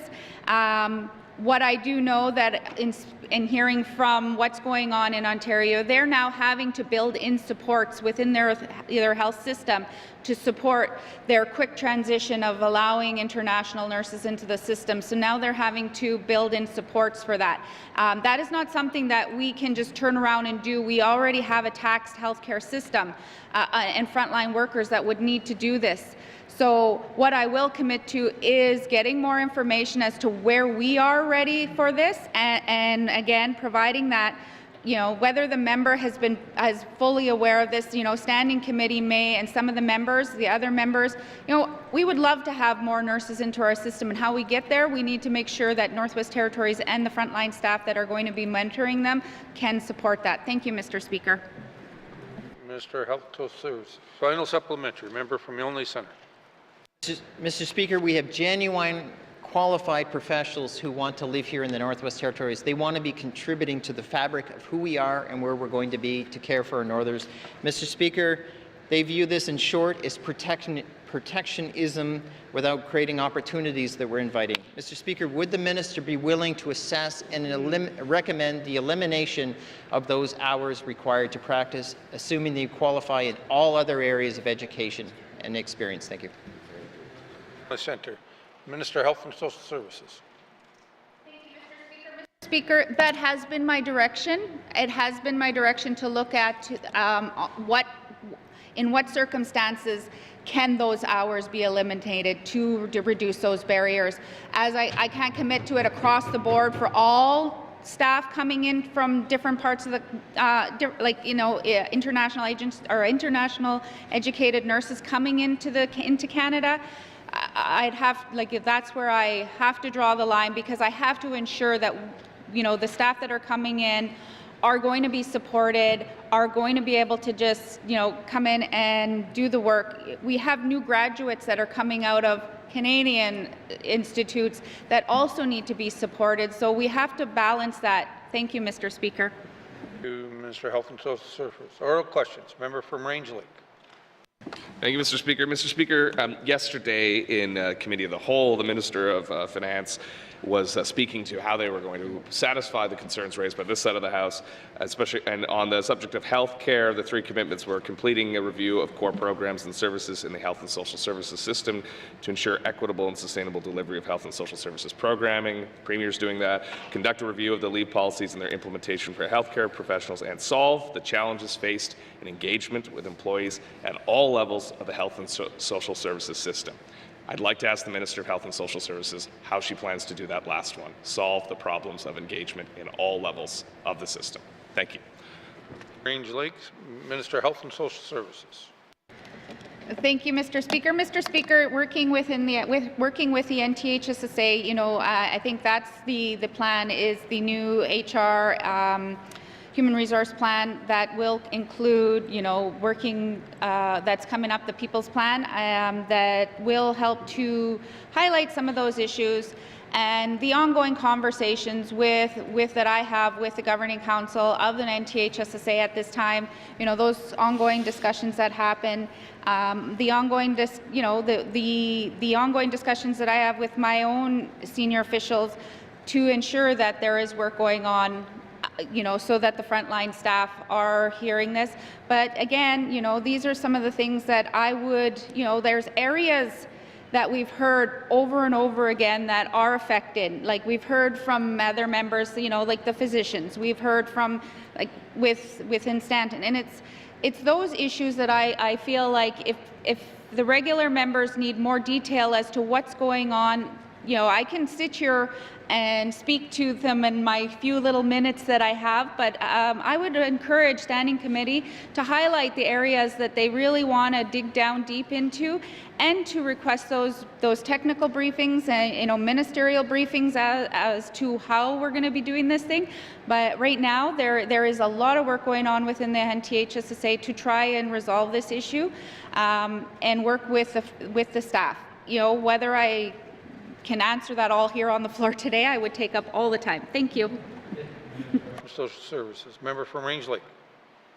Thank you, Mr. Speaker. Mr. Speaker, for me at least, it's not a problem of understanding. As my colleague said moments ago, I'm kind of briefed out. What I do understand is that the workers who are in our healthcare system providing the service don't feel like their concerns are met. The minister just spoke to a people plan. Can she elaborate further? Thank you. Hear, hear. Minister, or member from Range Lake. Minister of Health and Social Services. Thank you, Mr. Speaker. The people plan is so we had the human resource plan that is coming to the end. We have the bridging plan that's going to continue on that human resource plan until the new people plan is ready for to roll out, and that would be in 2025. Thank you, Mr. Speaker. Minister of Health and Social Services. Member from Range Lake. Thank you, Mr. Speaker. Mr. Speaker, have workers been engaged in the process to develop this plan? Thank you. Member from Range Lake. Minister of Health and Social Services. Thank you, Mr. Speaker. Yes. Health and Social Services. Member from Range Lake. That's interesting because no one I've spoken to has heard about this people plan, or that it was, or that it's going to roll out in 2025. Can the minister commit to going back to hosting a town hall, another town hall where she can attend and explain this directly to workers? Thank you. Range Lake. Minister of Health and Social Services. Thank you, Mr. Speaker. Mr. Speaker, this work is going on internally within the NTHSSA. And so what I can do is I can have a conversation with the Governing Council to ensure that they are working with their frontline staff, their management, and so everybody is aware of what's coming down. And if there is input that's needed, and if they're not feeling heard, then I will ensure that I inform the Governing Council to ensure that this is getting done. Thank you, Mr. Speaker. Thank you, Minister of Health and Social Services. Final supplement, or you did your four? Sorry. Oral questions. Oral questions. Member from Yellowknife Centre. Thank you, Mr. Speaker. I want to return to what I wouldn't say my favorite subject, but it's certainly a subject that's important to me, e-scooters and the regulations thereof. Mr. Speaker, I emailed the minister a couple months ago about an opportunity. It appeared it wasn't the right opportunity to slide it in some miscellaneous changes. And as such, my worry is I thought we could do a quick fix by saying e-scooters or e-bikes are similar and will be treated similar as bicycles or motorcycles. There was an opportunity there. Mr. Speaker, Quebec looks like they're banning them. Other jurisdictions are banning or putting regulations. I should describe it better like that. That said, Mr. Speaker, what can the Minister of Infrastructure say today about regulating the safety and usage of scooters, the ones you sit down or stand up? Thank you. Member from Yellowknife Centre. Minister of Infrastructure. Thank you, Mr. Speaker. Mr. Speaker, this did certainly come back through my office, and I recall that it was not deemed to be appropriate to put into the miscellaneous statutes bill. Mr. Speaker, there is some work happening on a national scale. So some jurisdictions, larger jurisdictions than ours, are in a better capacity to maybe perhaps do their own thing. But there is also a national level working group that is trying to tackle this issue, and we are relying on them so that as a smaller jurisdiction, we can benefit from the work that happens in larger jurisdictions and not have to necessarily reinvent a proverbial wheel. Thank you. Minister of Infrastructure, member from Yellowknife Centre. Thank you, Mr. Speaker. I appreciate the answer. Disappointed, but appreciated the answer. Mr. Speaker, there are more regulations on bicycles and pedestrians than there are on these e-scooters. And they contemplate heavily on the concern and safety of both the riders and the public, Mr. Speaker. Is there any way we can bridge some mechanism by defining e-scooters in a manner of saying that they will be treated such as in a similar way as bicycles? Thank you. Member from Yellowknife Centre, Minister of Infrastructure. Yeah, thank you, Mr. Speaker. Mr. Speaker, an e-scooter is not a bicycle, and the concern there being that it is much more akin to some other sort of power-assisted type of device, and wanting to ensure that we are appropriately defining in an alignment with what's happening in the rest of Canada, what qualifies as a bicycle, what qualifies as an e-mobile device, and what the appropriate types of regulations would be. So there is, as I mentioned before, Mr. Speaker, the Canada Council for Motor Transportation Administrators is a national body that has a working group on exactly how to figure out what qualifies as what, so that we don't over-regulate, we don't under-regulate, and we are taking into consideration the experience of jurisdictions that have had more experience in this space. So not going to move forward without some background information and have good policy that's based on evidence. Thank you. Minister of Infrastructure, member from Yellowknife Centre. Mr. Speaker, what can the minister commit to doing in this upcoming summer season? Now, we're months away, but now is the time to contemplate any adjustments and changes, Mr. Speaker. And may I remind the minister, I'm saying treated as, not defined as, in the sense of I'm not redefining the definition of what an e-scooter is. I'm saying treated in the same manner based on the principles of safety and concerns. There are no lights on these things, speed regulations, no helmets, etc., etc., Mr. Speaker. What can the minister commit that we will have ready so we can implement in the new spring-summer season? Thank you. From Yellowknife Centre, Minister of Infrastructure. Thank you, Mr. Speaker. Mr. Speaker, as I've said, I've been waiting to see what is happening on a national level. I'm happy to go back to that group and receive from them and push them to see what their recommendations are. If it's possible to put those into a regulatory process, that's a little bit faster. If we're talking about a new piece of legislation, that is obviously not typically a lot faster. So let me go and see what they are recommending on a national level so that we can then look to where we can fit that into our process. And in the meantime, Mr. Speaker, the Department of Infrastructure certainly can look to what we can do with our own staff in terms of patrolling and just making sure that that we are maintaining safety as best we can on the roadways for which we are responsible. Municipal bylaw, of course, would be responsible within the municipality. Thank you. Minister of Infrastructure. Oral questions. Oral questions, member from Yellowknife Centre. Thank you, Mr. Speaker, and I appreciate the opportunity to ask one more question, or maybe more, who knows.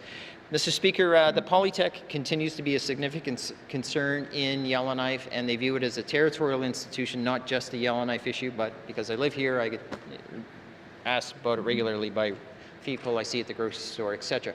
Mr. Speaker, let's start off first with is it the intent of the government to ensure that they push forward on the initiative of a Polytech, and can the minister elaborate on some timelines as how she sees it rolling out or developing? Thank you.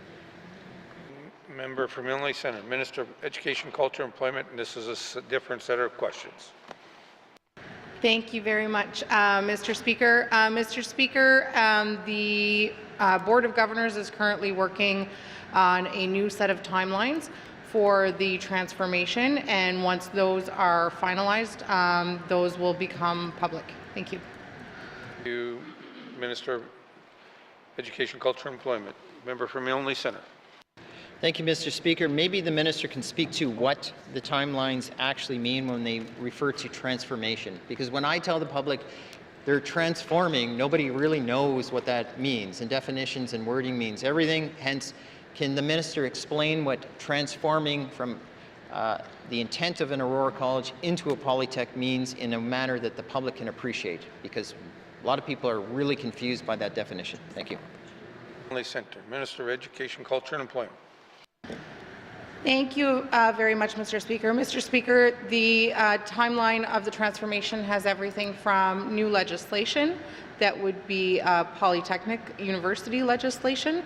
It has a new funding formula for Aurora College, and it has things like very program-specific things, like when different programs will become available through the college. Thank you.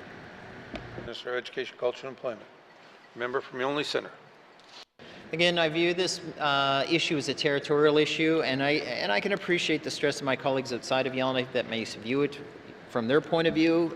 It is a territorial institution to help grow the North, Mr. Speaker, so I guess maybe my next question is built around a dashboard question. Can the minister request that Aurora College develop a dashboard on their website to communicate the steps of the transition, be it the elements of what it means, how they process it, and that way the public has an idea, because frankly, Mr. Speaker, Northerners think this initiative is dead every time it goes away, and they don't know what's happening or don't see it and certainly don't feel it. Thank you.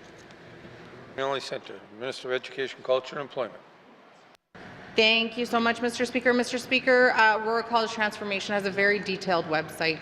The one thing I will note is the dates associated with the timeline need to be updated, but it does have a website that outlines everything that needs to happen. It has Gantt charts, it has timelines with all the details of all the different steps, who is responsible for those steps.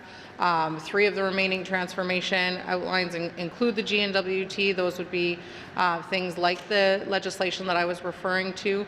And then there are some that are definitely under the purview of Aurora College. So that does exist already, and certainly will be something that will be updated with new timelines as soon as that information is available. This website will also contain things like the updated mandate document, both here on the transformation site that is on the GNWT's website and also on Aurora College's website as well. Thank you. Minister of Education, Culture and Employment. Oral questions. Member from Range Lake. Thank you, Mr. Speaker. Mr. Speaker, one of the members of the NWT Youth Climate Change Council inquired about the carbon tax annual report, and or brought this to my attention. I'd like to ask the Minister of Finance. In the carbon tax annual report, there is a $14 million surplus for 23-24. In the past, previous years, the surplus or deficits have been within 1.6 million. Can the Minister explain the discrepancy in this year's report? Thank you. From Range Lake, Minister of Finance. Yeah, thank you, Mr. Speaker. Mr. Speaker, although I've reviewed the report, I'm not going to be in a position here today to get into details. There can be a number of different things that can occur in the course of a year. I mean, anything from low water, changes in fuel usage, the wildfires, these can all impact and influence in terms of where fuel usage is coming in, the types of fuel usage that's coming in and being charged. High years of fuel usage, such as in a low water year, could well have resulted in that amount. I'd prefer to be able to break down individually what the different reasons for that could be, and so I would certainly commit to doing so and to sharing that also publicly, because that certainly is a question that we'd want to have answered clearly. Thank you. Minister of Finance, member from Range Lake. Thank you. Can the Minister explain why the program is designed to run with surpluses like this? Thank you. Range Lake, Minister of Finance. Thank you, Mr. Speaker. Mr. Speaker, it's not necessarily designed or intended to run with surpluses. It is intended, our program is intended to align with the parameters that the federal government has imposed on provinces and territories around carbon taxation, and while doing so in a manner that we can continue to see some benefits here in the territory by not misaligning with the kind of large emitters that we have. So again, not designed for surpluses, but again, really designed for that kind of compliance mechanism. Thank you. Member from Range Lake. Thank you, Mr. Speaker. Mr. Speaker, when the Standing Committee of Environment and Economic Development and Environment met with the Youth Council. One of the comments that was raised was that young people feel like the implementation of the carbon pricing in the Northwest Territory has left some people behind, and that there needs to be more done to transition them into a clean energy future with these additional costs, especially in small communities. How does the minister plan to respond to those concerns that the tax is creating an undue burden in small communities? Thank you. Thank you, member from Yonley or Rangeley, Minister of Finance. Thank you, Mr. Speaker. I'm glad there's no time on the clock because I can just keep going as long as I'd like, I guess. Mr. Speaker, I have long said that there's a large challenge in the North with respect to the way that the carbon tax parameters are placed upon us by the federal government.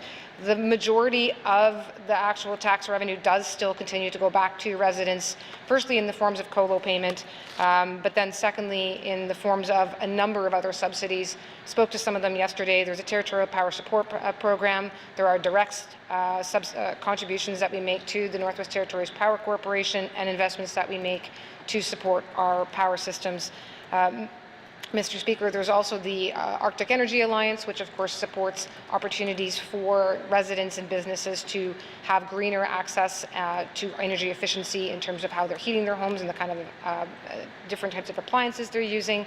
I would note that we have lost significant funding from the federal government for that exact initiative. I have gone to my colleagues and my counterpart in the federal government to seek a reinstatement of that, and I'm hoping to get some good news.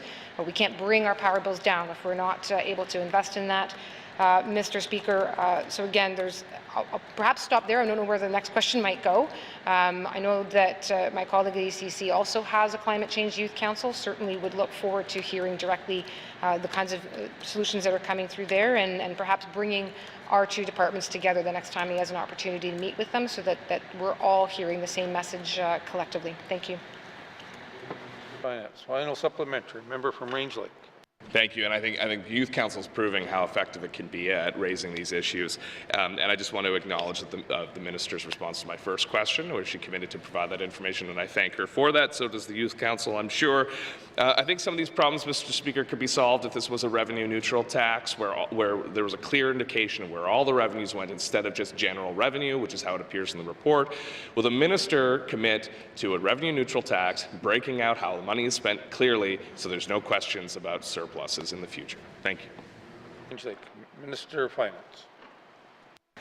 Thank you, Mr. Speaker. Mr. Speaker, I was just trying to pull the report up fast enough. I have it in front of me, Mr. Speaker, but really at this point, and I've gone through this many a time, we spend far more as a government in terms of our energy supply, energy policy, climate change initiatives, energy efficiency programs, energy and electricity programs, significantly more there than what we take in on this tax. What we don't do in general, not just with this tax, but any other form of tax, any other form of revenue, is pick out a certain type of revenue and sort of earmark it for one thing and one thing only. The reality is, if we were to do that with a surplus that does vary year to year, we would not have enough money to do the things that we're doing in all these other spaces. If we said we're going to use this amount, and this is going to be our money for climate change initiatives, it would not meet the needs of what we are finding for climate change initiatives. If we said this is what we're going to use for climate change emergencies, it would not meet the needs. As we're seeing in the last few years, wildfires, floods, the resupply challenges in the Sawtoo, all of these are wildfire emergencies. I could even tie in some of what's been happening in projects that are seeing delays. So it's not that little bit enough alone is not going to be enough to address all of the energy challenges or climate change challenges that we have here. So, I mean, it's been over $100 million, if you will, on climate emergencies in the last couple of years. I appreciate the desire to have a better understanding of this tax and what we're doing with it. I'm definitely going to go back and see if we can explain more where this year's money, why there's a change this year. Happy to do that, and happy to sit down and have that conversation. Thank you. Thank you, Minister of Finance. Colleagues, time for oral questions has expired. Oral questions, written questions. Member from Toonaday-Willety. Thank you, Mr. Speaker. Mr. Speaker, in the healthcare setting, patients' complaints can serve as a valuable resource for monitoring and improving patient safety. There are a few options available for Northwest Territories residents to make complaints regarding healthcare services they receive. Some of these options are submitting complaints alleging professional misconduct or practice to Professional Conduct Review Committee for the College of and Associations of Nurses of the Northwest Territories and Nunavut. Residents can also submit concerns about regulated health or social services professional in writing to a professional licensing office with the Health and Social Services. There is also an Office of Client Experience with the Department of Health and Social Services that provides centralized intake process for complaints. Regarding complaints in the health system, can the Minister of Health and Social Services provide one for the last 5 years regarding the conduct of regulated health and social services professionals, specifically nurses employed by the Government of Northwest Territories, the number of total complaints received annually by the Department of Health from 2019 to 2024. 2. The number of human resources investigation that occurred as a result of complaints made to either the Northwest Territories Health and Social Services Authority or the College Associations of Nurses concerning the conduct of regulated health and social services professionals for each of the last 5 years. 3. The number of crucial incidents investigation conduct in our health system each year over the last 5 years. And 4. The number of Indigenous investigators involved in conducting investigation in the health system. Thank you, Mr. Speaker. Member from Trinidad-Willity. Written questions. Member from Range Lake. Thank you, Mr. Speaker. The Government of the Northwest Territories, GNWT, is the primary authority responsible for all ground search and rescue, GSR, in the Territory, except for national parks and national historical sites, which are the responsibility of Parks Canada. As the primary authority, the GNWT is responsible for overseeing all aspects of GSAR, including service delivery, training and preparedness, and prevention activities. The need for responsive ground search and rescue services is especially key in a territory as vast as ours. Therefore, the Government of the Northwest Territories Department of Justice commissioned a review of search and rescue in the Northwest Territories during the 19th Assembly. MNP LLP conducted the review and provided the GNWT with a final report in 2021-2022. To date, there has been no known response to the report or recommendations. The government has not provided an update on the Northwest Territories SAR system or a response to this report over the last 3 years. The report was finally tabled in the Legislative Assembly on June 3rd, 2024. I have the following questions for the Minister of Justice regarding the Government of the Northwest Territories' response to the report. 1. Is it understood the contract for the report was $95,000. Can the Minister confirm how the contract for this work, review and report was awarded and what the final cost of the contract was? 2. Can the Department of Justice provide an official response to each recommendation of the report, including comprehensive details on the implementation of each accepted recommendation? 3. Can the Department of Justice provide statistics on the frequency of ground search and rescue operations over the last 10 years? And 4, can the Department of Justice provide the expenses required for ground search and rescue incidents over the last 10 years? Thank you, Mr. Speaker. Member from Range Lake. Written questions. Member from Yonley Centre. Thank you, Mr. Speaker. Mr. Speaker, my written question is directed to the Premier with respect to the cost of living impacting all Northerners, and further what action or actions being taken by this government and the previous government covering the last 2 years prior to Cabinet assuming office in December 2023. As we all know, Mr. Speaker, cost of living has impacted all residents either directly or indirectly, and the government plays a role in helping its citizens in whatever form it can. Lowering taxes, reducing the cost of any program, service, or eliminating certain fees would make the difference to the bottom line of the residents of the NWT. The questions are as follows, Mr. Speaker. Can the Premier lay out the following in detail analysis covering any of and all departments and agencies? Number 1, what program cost of living reductions are currently being worked on, considered, or actioned which will directly be seen or have an impact on the day-to-day lives of our residents? Number 2, What taxes are being reduced, eliminated, or contemplated in a manner that will aid in the cost of living challenges Northerners face? Number 3, what service fees are being reduced, eliminated, or contemplated to aid in the cost of living challenges Northerners are facing? And finally, Mr. Speaker, number 4, what are the direct cost of living initiatives that are being considered or actioned that will directly support Northerners with respect to reducing the cost of living? Thank you, Mr. Speaker. Thank you, member from the only centre. Written questions, written questions. Returns to written questions, returns to questions. Applies to the Commissioner's address. Member from Wilpey.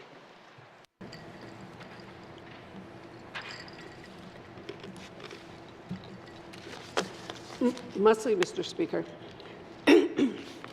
Mr. Speaker, today I rise to respond to the Commissioner address to discuss equity for Indigenous people in terms of equal treatment, in terms of improving reality.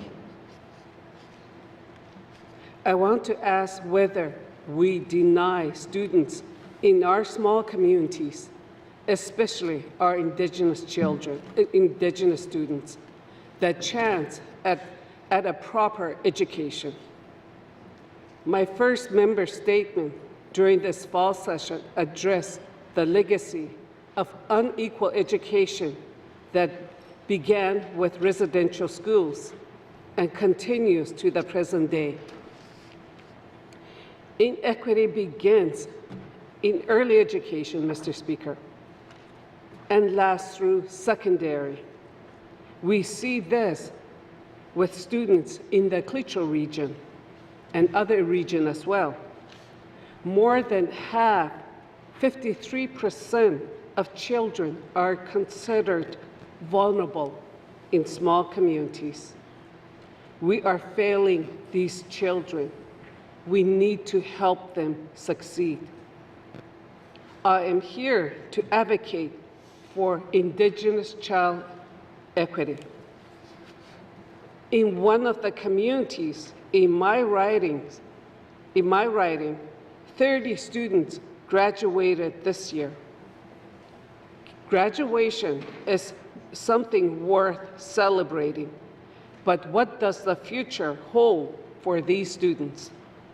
How many will go on to post-secondary education? How many of these students will complete post-secondary programs? How many will take upgrading programs before pursuing trades or professional programs?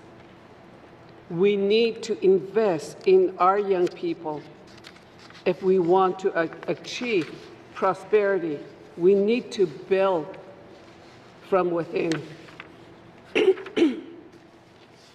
Mr. Speaker, in the Northwest Territories, there are Indigenous youth who have significantly fewer resources for education, health, and community services than those available to non-Indigenous youth. This is a fact. A comparison of Yellowknife and almost any of our small communities confirm this. But it is clear to me that significant disparity exists between Indigenous and non-Indigenous students when it comes to educational outcomes at all levels of the education system. We have seen this time and again through reports on outcomes, yet Indigenous people are still living in poverty. They are living in terrible conditions. Not much has been done, even though reports and research support this view. If Christopher Columbus had not lost his way looking for spices, Mr. Speaker, we might have been better off today. I can speak for those living in small communities, Mr. Speaker. We do not have the luxury of fixing Cadillac problems, or even Ford Focus problems. Problems in our communities are like the oldest car imaginable, old Bitsy. We must maintain her and keep going. The problems our young people face are systemic. They require systems to change. As a result, many Indigenous people are settling their land claims to look after their own affairs.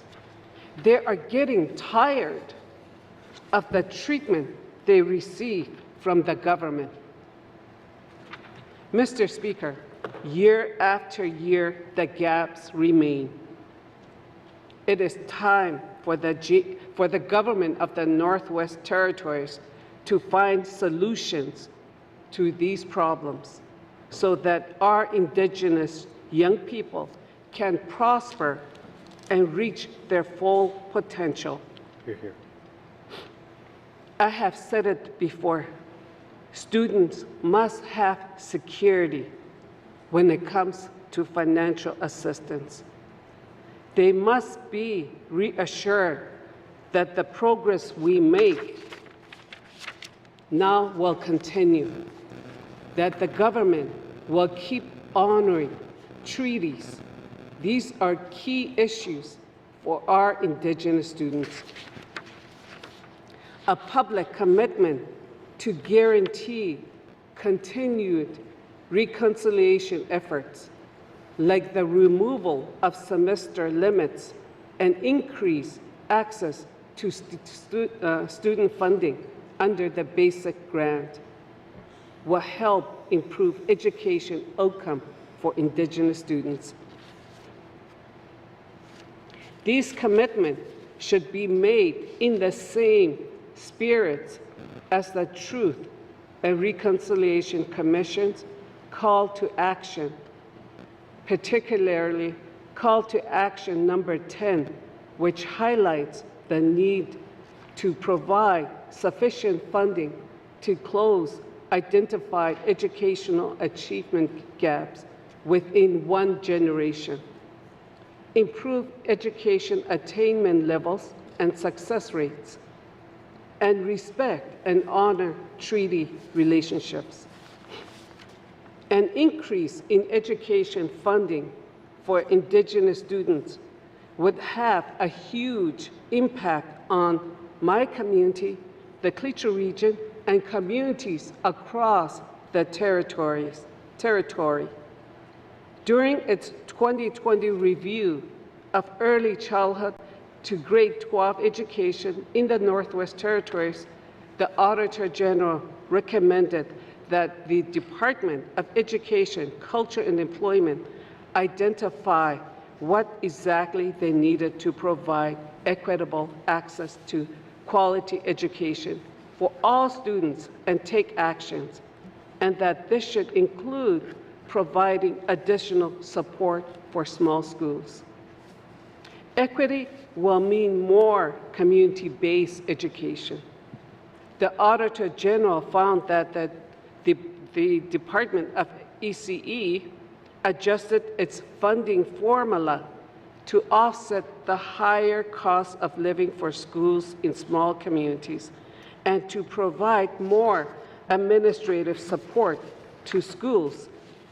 This is good progress, but we must take further steps towards reconciliation by closing educational gaps for Indigenous students.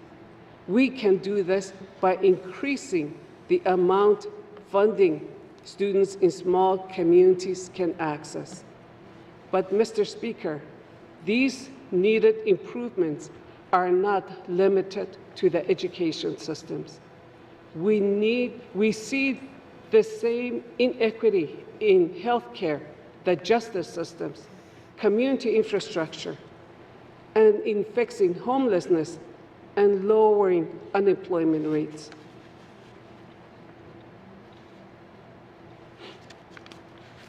Indigenous children, Mr. Speaker, are overrepresented in the child protection system. Indigenous youth, our future generation, and adults are overrepresented in the correction system. Every child matters. This is not just saying, Mr. Speaker. It is the truth. We have missing and murdered Indigenous women and girls. What are we doing about it? I see inequity in the number of our Indigenous youth that face criminal charges. They suffer the indignity of arrest. These events have the power to alter the course of their lives.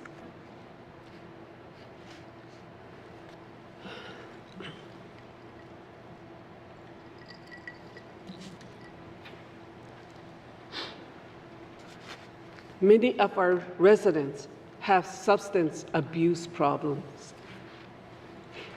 They need treatment, aftercare, and new opportunities after they get out. Suicide rates are rising. Young people are running away or missing from home. There are people selling drugs in our small communities. Our youth are our most vulnerable people. They are victims. Mr. Speaker, if we do honor our treaty obligations, if we do not prioritize change, the result will continue to be a crisis in underfunded housing, healthcare, child protection, and education. The system will seem like it discriminates against us. It will seem like children in small communities will be at a disadvantage from the day they are born. Our people will continue to struggle. I have heard elders say, when we speak the truth, it does not harm, it heals. We have heard these themes repeatedly in this House, Mr. Speaker.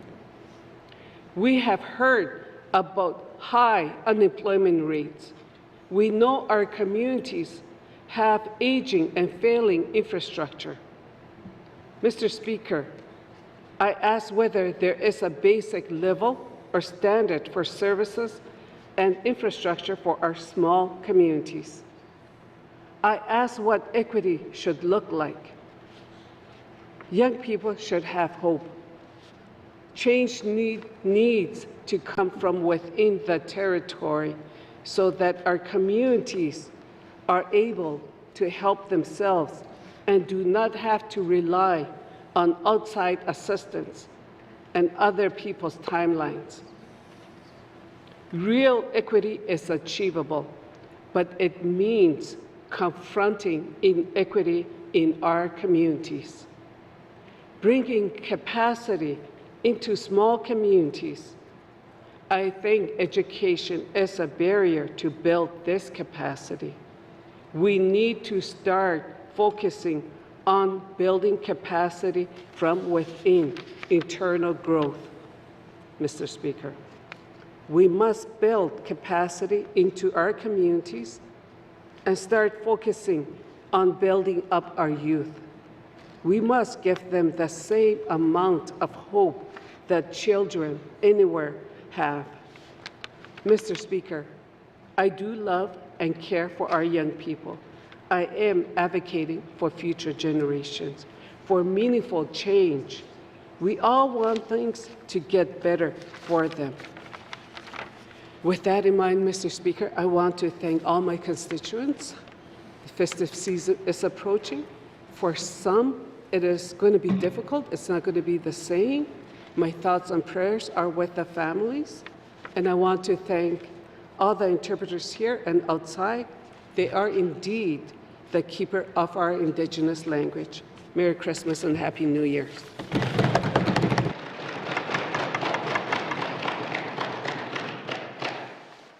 you. Member from Murphy. Replies to Commissioner's address. Replies to Commissioner's address. Colleagues, realizing we've been in this chambers for 2 hours, we will take a brief break to give the translators a rest. Thank you.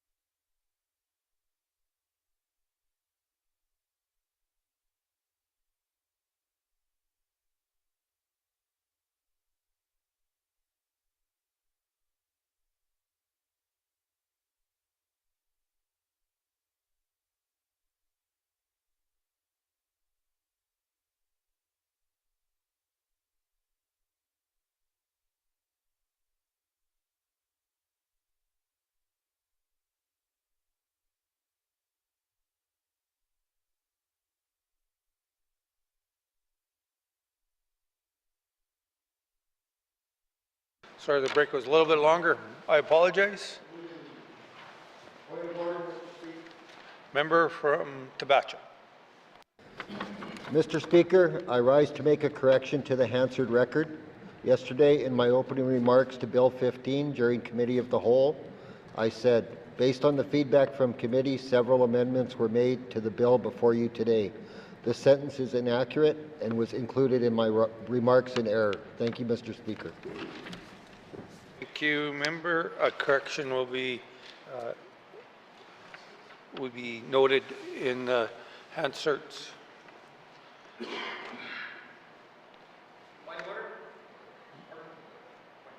Point of privilege, member from Yellowknife Centre. Thank you, Mr. Speaker. Mr. Speaker, I rise on a point of privilege under Section 1.7 brackets 1E of our rules. Mr. Speaker, the specific privileges for the benefit of the members says privilege of a member includes Section C, freedom of obstruction and intimidation in relation to their duties as an elected representative. Mr. Speaker, while during the break I was walking to my office, I was confronted by the member for Yellowknife North. She said, "I know you're mad at me." I interjected and I said, "I'm not mad." She continued to say, "I would never be that petty to nay your consent." Mr. Speaker, implying that a member is petty for following the rules in the House and carriage of their duties, and using the phrase petty is, I feel, a form of intimidation. Furthermore, Mr. Speaker, just to tie it up, in December 2023, Senate Speaker Gagne noted hurling insults at members could be understood as an attempt to intimidate colleagues and unduly constrains them in the extraction of retribution against them in the performance of their parliamentary duties. And lastly, Mr. Speaker, I find using the phrase petty in the carriage of my duties here personally insulting. I would have welcomed a reasonable conversation, but I felt that this is now causing me to second guess my choices as we follow the rules of the House. Thank you, Mr. Speaker.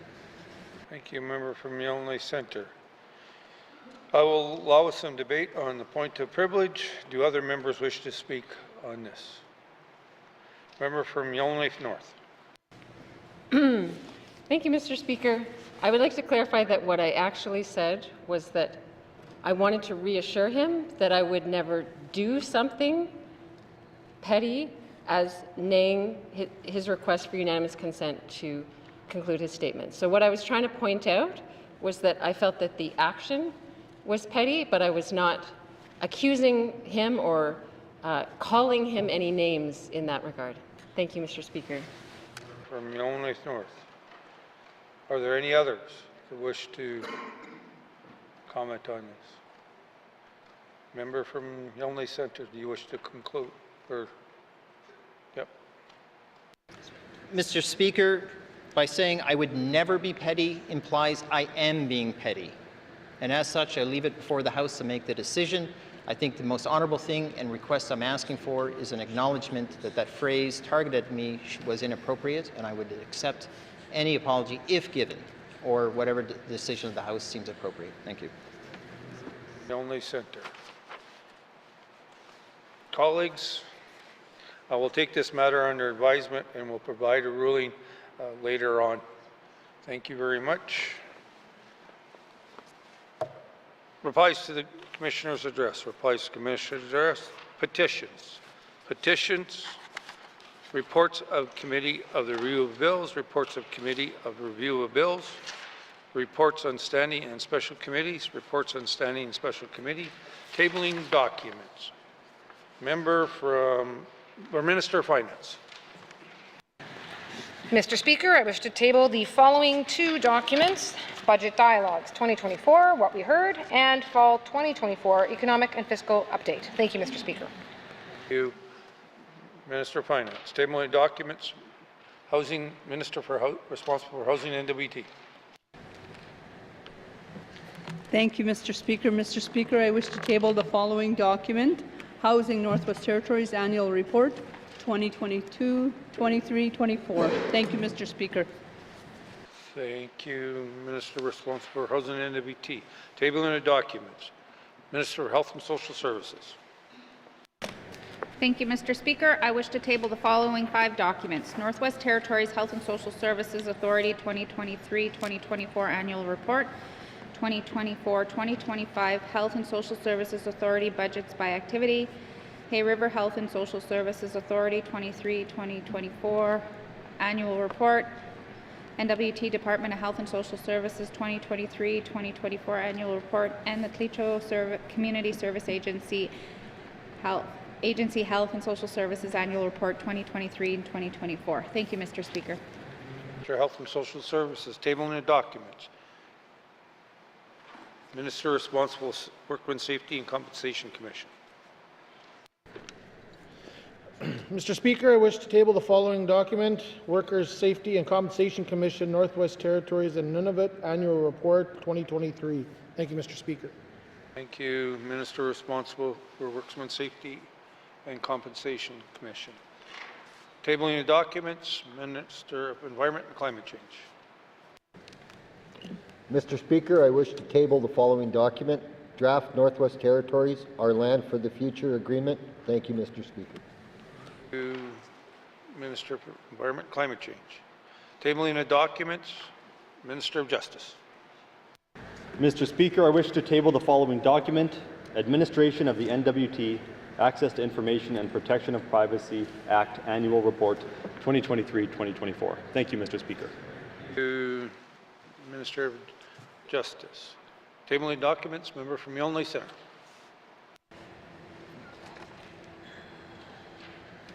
Thank you, Mr. Speaker. In my oral questions, I pointed out my view of what a dashboard should look like. The minister is correct in the context of she said there was a dashboard on the ECE website. I'm tabling an example of what I would like to see as for consideration for her and the Aurora College Board, so everyone knows exactly where I was coming from. Thank you.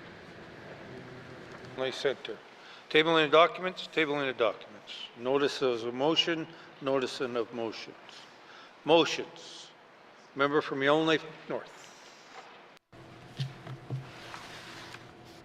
Thank you, Mr. Speaker. Mr. Speaker, I move, seconded by the honourable member for Hay River North, that notwithstanding Rule 2.1, when the House adjourns on Friday, November 1st, 2024, it shall be adjourned until Wednesday, February 5th, 2025. And further, that any time prior to February 5th, 2025, if the Speaker is satisfied after consultation with the Executive Council and members of the Legislative Assembly that the public interest requires that the House should meet at an earlier time during the adjournment, the Speaker may give notice, and thereupon the House shall meet at the time stated in such notice and shall transact its business as it has been duly adjourned to that time. Thank you, Mr. Speaker. Member from Yellowknife North. To the motion. Question has been called. All those in favor? All opposed? Abstentions? Motions carried. Motions. Notice of motions for first reading of bills. Notice of motion first reading of bills. First reading of bills. Minister of Finance. Mr. Speaker, I wish to present to the House that Bill 16, Appropriation Act, Infrastructure Expenditures 2025-2026 be read for the first time. Thank you, Mr. Speaker. Thank you.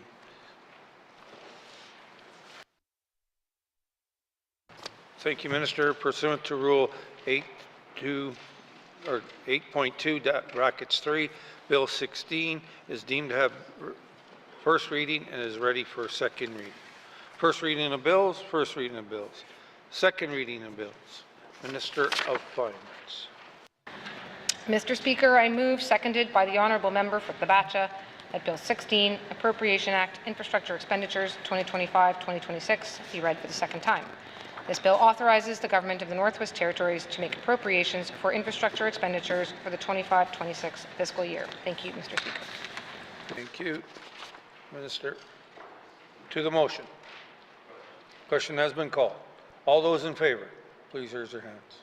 All those opposed, please raise your hands. Abstentions. Motion carried. Second reading of bills, second reading of bills. Sorry, oh, there we go. Consideration in Committee of the Whole of bills and other matters with the Committee Report 17-20 brackets 1, Community Report 18-20 brackets 1 with the member from Toonaday-Willity in the chair.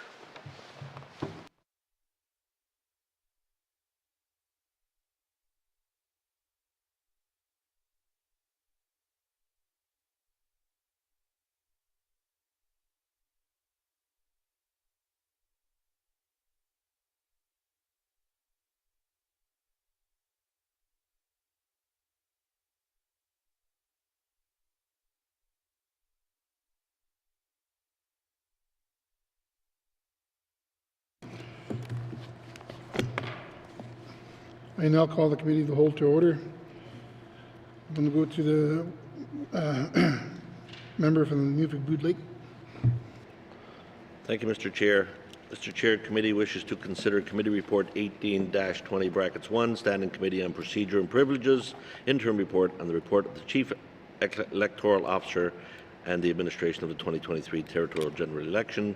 As well, Mr. Chair, the committee would like to consider Committee Report 17-20 brackets 1, Standing Committee on Procedure and Privileges report by the review of the rules of the Northwest Territories Legislative Assembly. Thank you, Mr. Chair. Okay. Thank you. Does the committee agree? Thank you.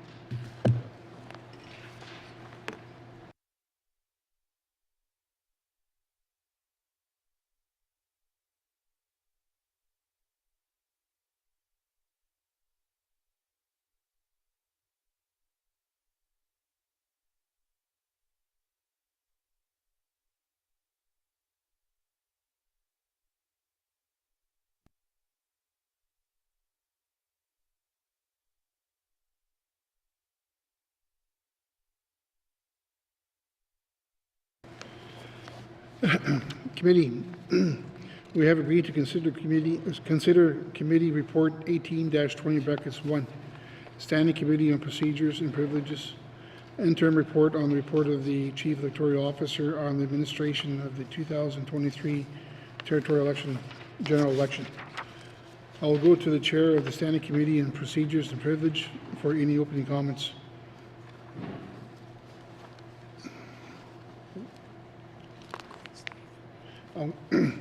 Thank you. I'll go to the member from Great Slave. Thank you, Mr. Chair. Mr. Chair, pursuant to subsection 266 brackets 2 of the Elections and Plebiscites Act, the Chief Electoral Officer must report on the administration and event initiatives seen through that office within 6 months following a territorial general election.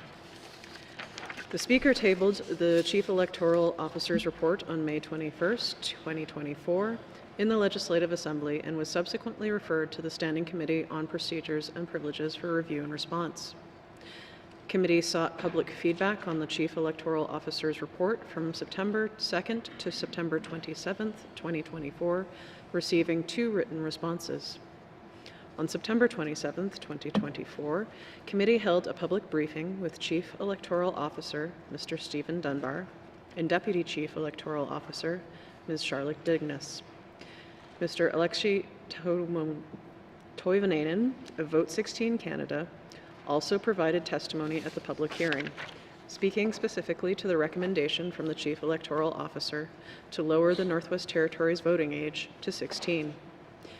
Committee will continue their investigation into the recommendation of the Chief Electoral Officer to lower the voting age to 16 and will provide a separate report in the 2025 winter sitting of the Legislative Assembly on their findings and the response to this recommendation.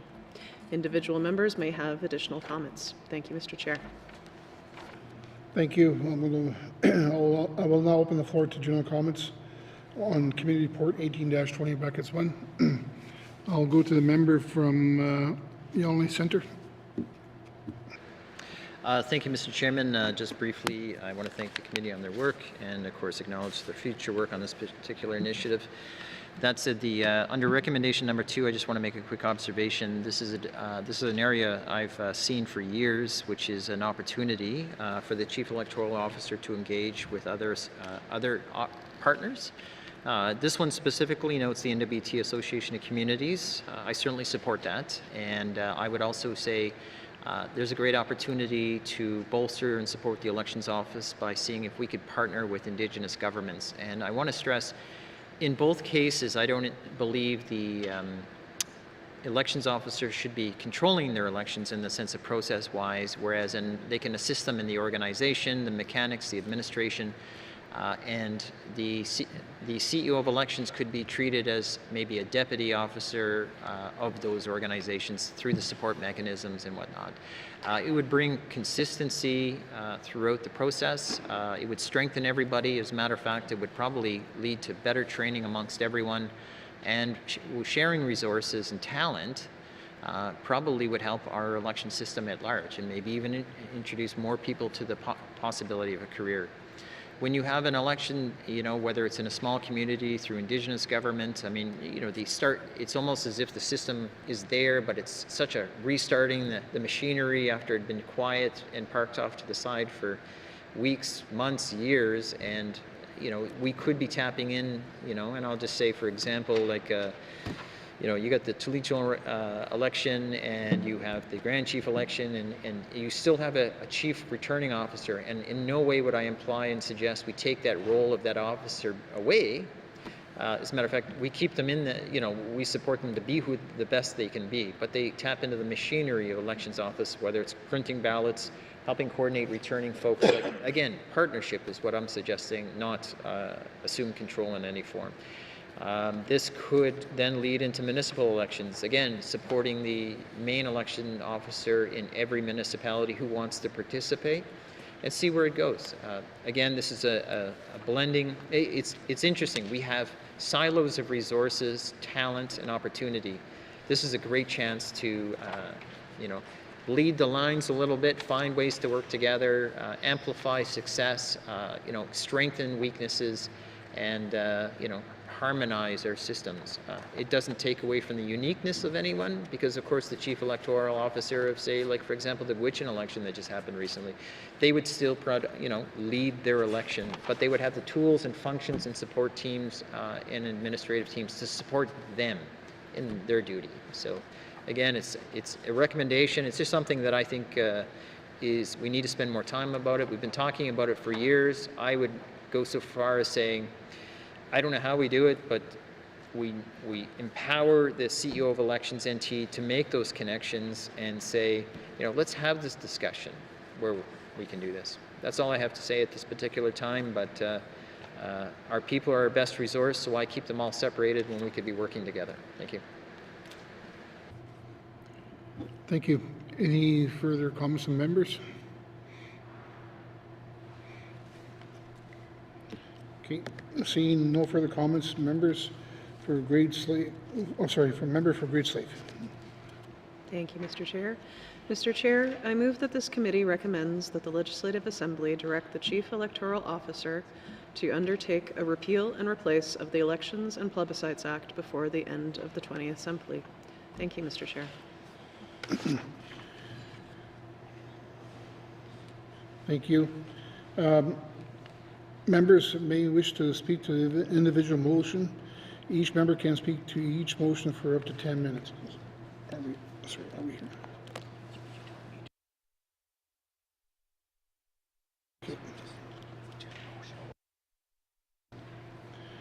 My apologies. Questions has been called. To the motion.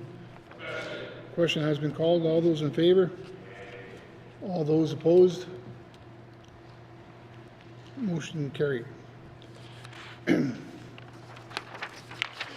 you, committee. Do you agree that you have concluded consideration? Oh.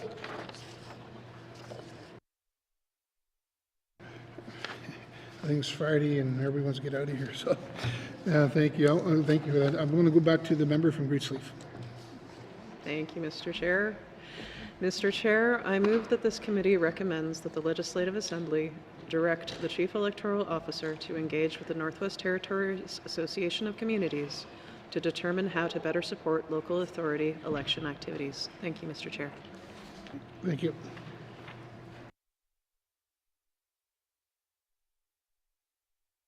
Thank you. The motion's in order. To the motion. The motion I have is the member from Yonley Centre. Thank you, Mr. Chairman. I'm not going to go through everything I said under general comments, and my suggestion for consideration is I'd like to amend the motion by adding, and I'll read out what I'm going to say, is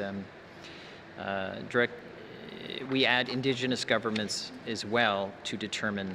So, in other words, after Northwest Territories Association of Communities and Indigenous governments to determine blah, blah, blah.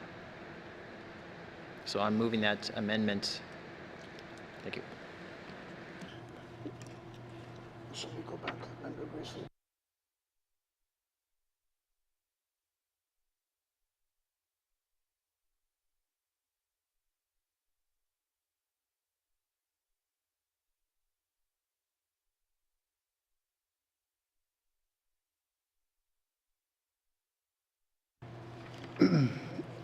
Thank you. I'm going to go.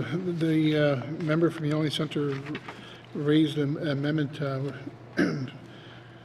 Does the members have any questions to the amendment? Thank you. I'm going to go to the member from Frame Lake. Thank you, Mr. Speaker. It's actually just a process question. Do we need to pause to get the amendment in writing, or can we just make them on the fly? Thank you.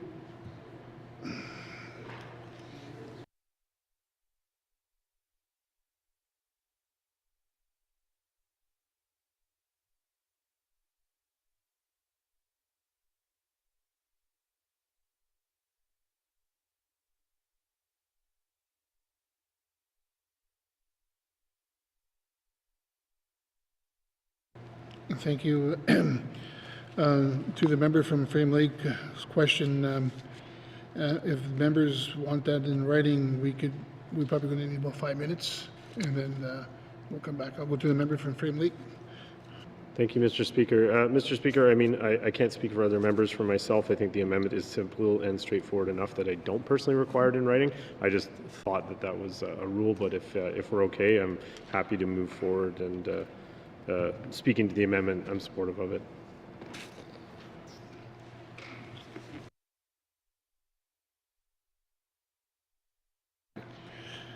Thank you. Members, to the motion, we could speak to the amendment.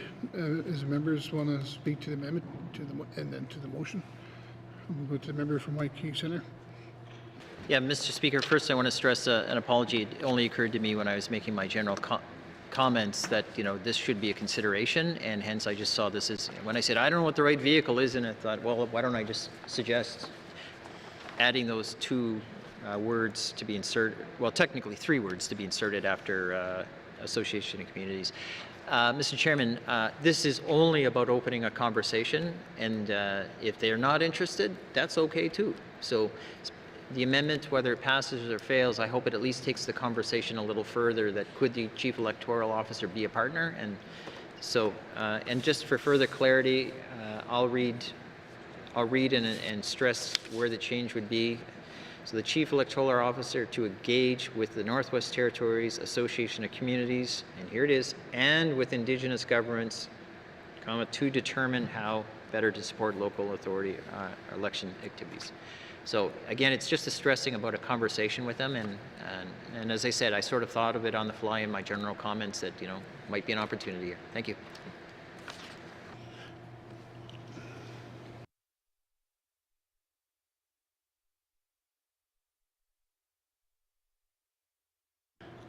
Thank you. I'm going to ask members to the amendment that was proposed by the member from Yonley Centre.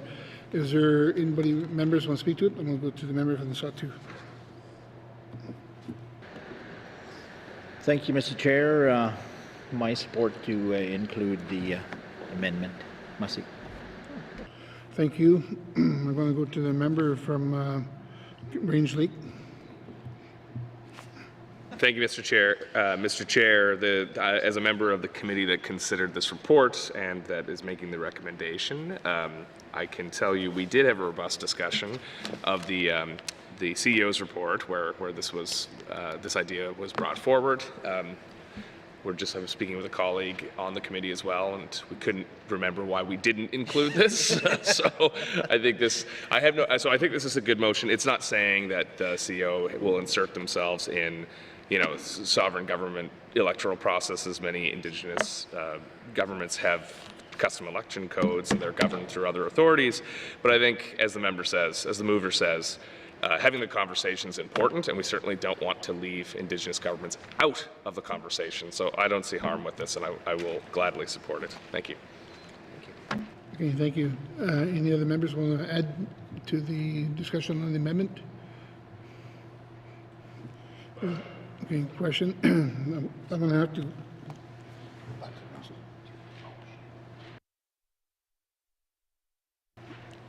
We're going to motion to amend. Sorry. For the amendment change, all of those in favor? All those opposed? Motion carried.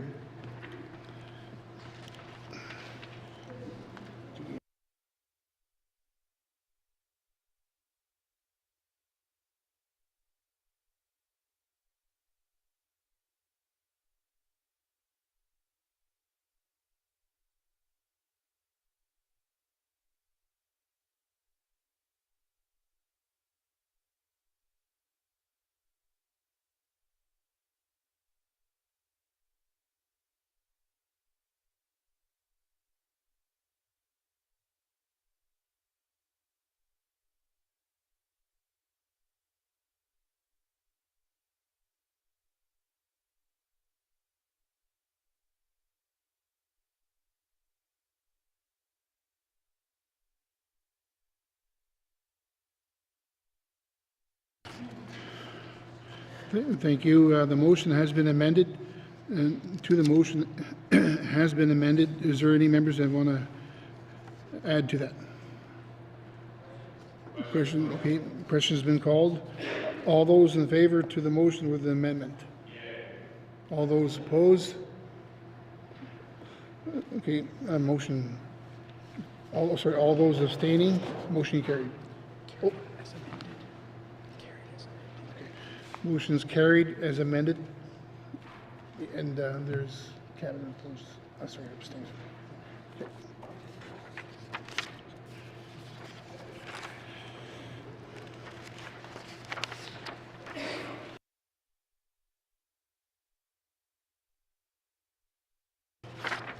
Okay, thank you, committee. Do you agree that you have concluded consideration of committee report 18-20 brackets 1?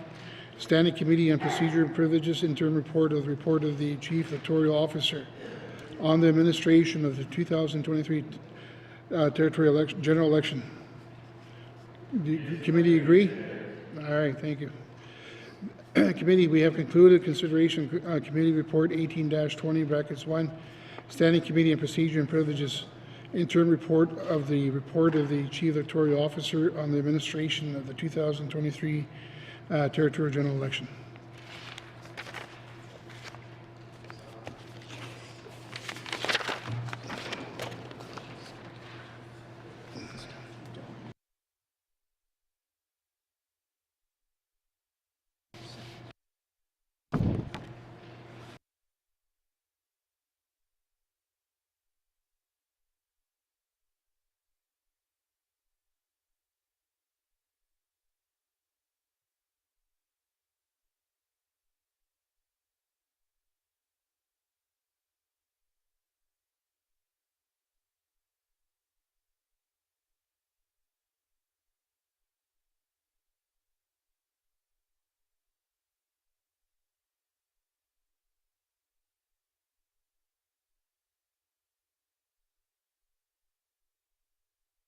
Consider Committee Report 17-20, brackets 1, Standing Committee on Procedures and Privileges Report on the Rules of the Northwest Territories Legislative Assembly. I will go to the Chair of the Standing Committee on Procedures and Privileges for any opening comments. I'll go to the member from Great Sleeve. Thank you, Mr. Chair. Mr. Chair, I move that the Chair rise and report progress.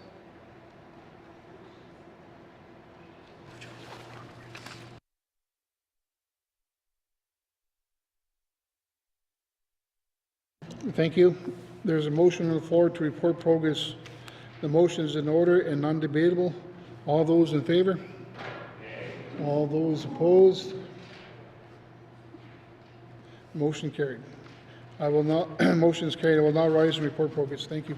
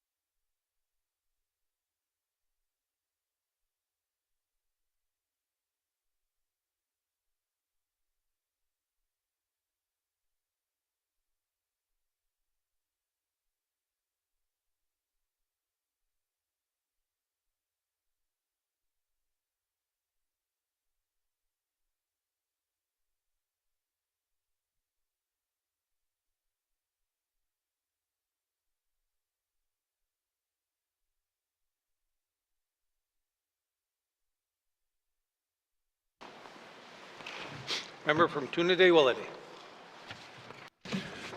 Mr. Speaker, your committee has been considering Committee Report 18-20(1) and Committee Report 17-20(1), and would like to report progress with 2 motions carried, that the Committee Report 17-20(1) and 18-20(1).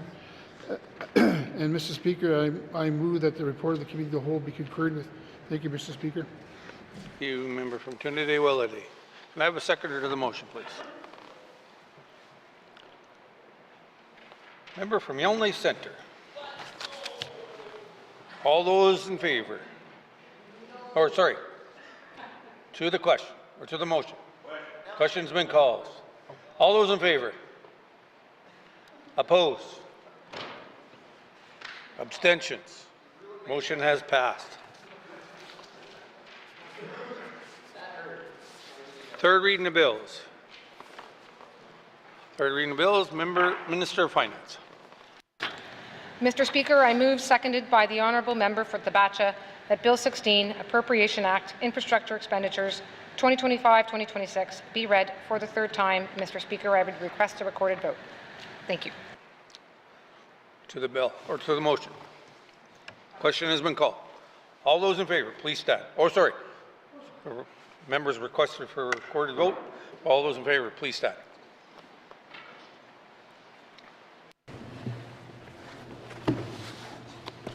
Just grab one, yeah. The member for Yellowknife South, the member for Cam Lake, the member for Hay River North, the member for Hay River South, the member for Inuvik Twin Lakes, the member for Nunakport, the member for Sahtu, the member for Inuvik Twin Lakes, Boot Lake, the member for Montfouille, the member for Great Slave. Those opposed? Oh.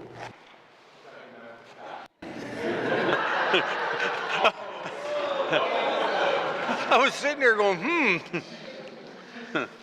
All those opposed, please stand.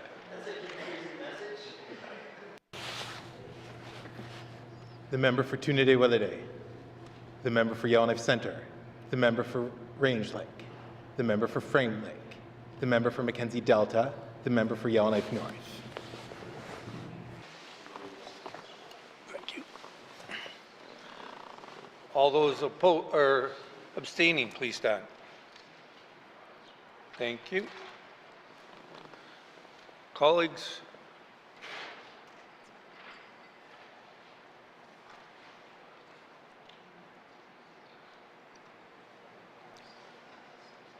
yep.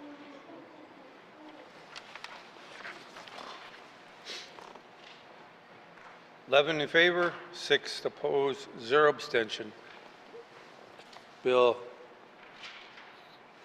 16 has passed.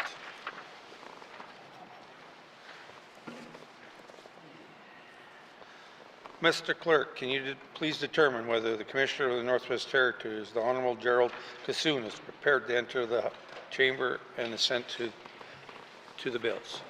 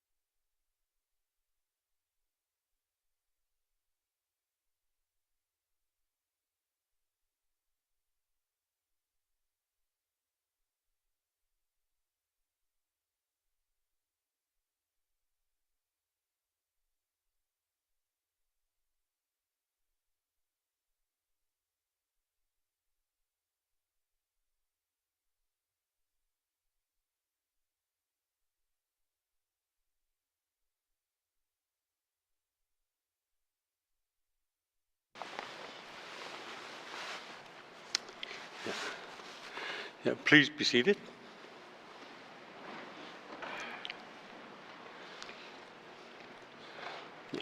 Good afternoon, Mr. Speaker, Premier Simpson, ministers, members of the Legislative Assembly and staff, and visitors in the public gallery. I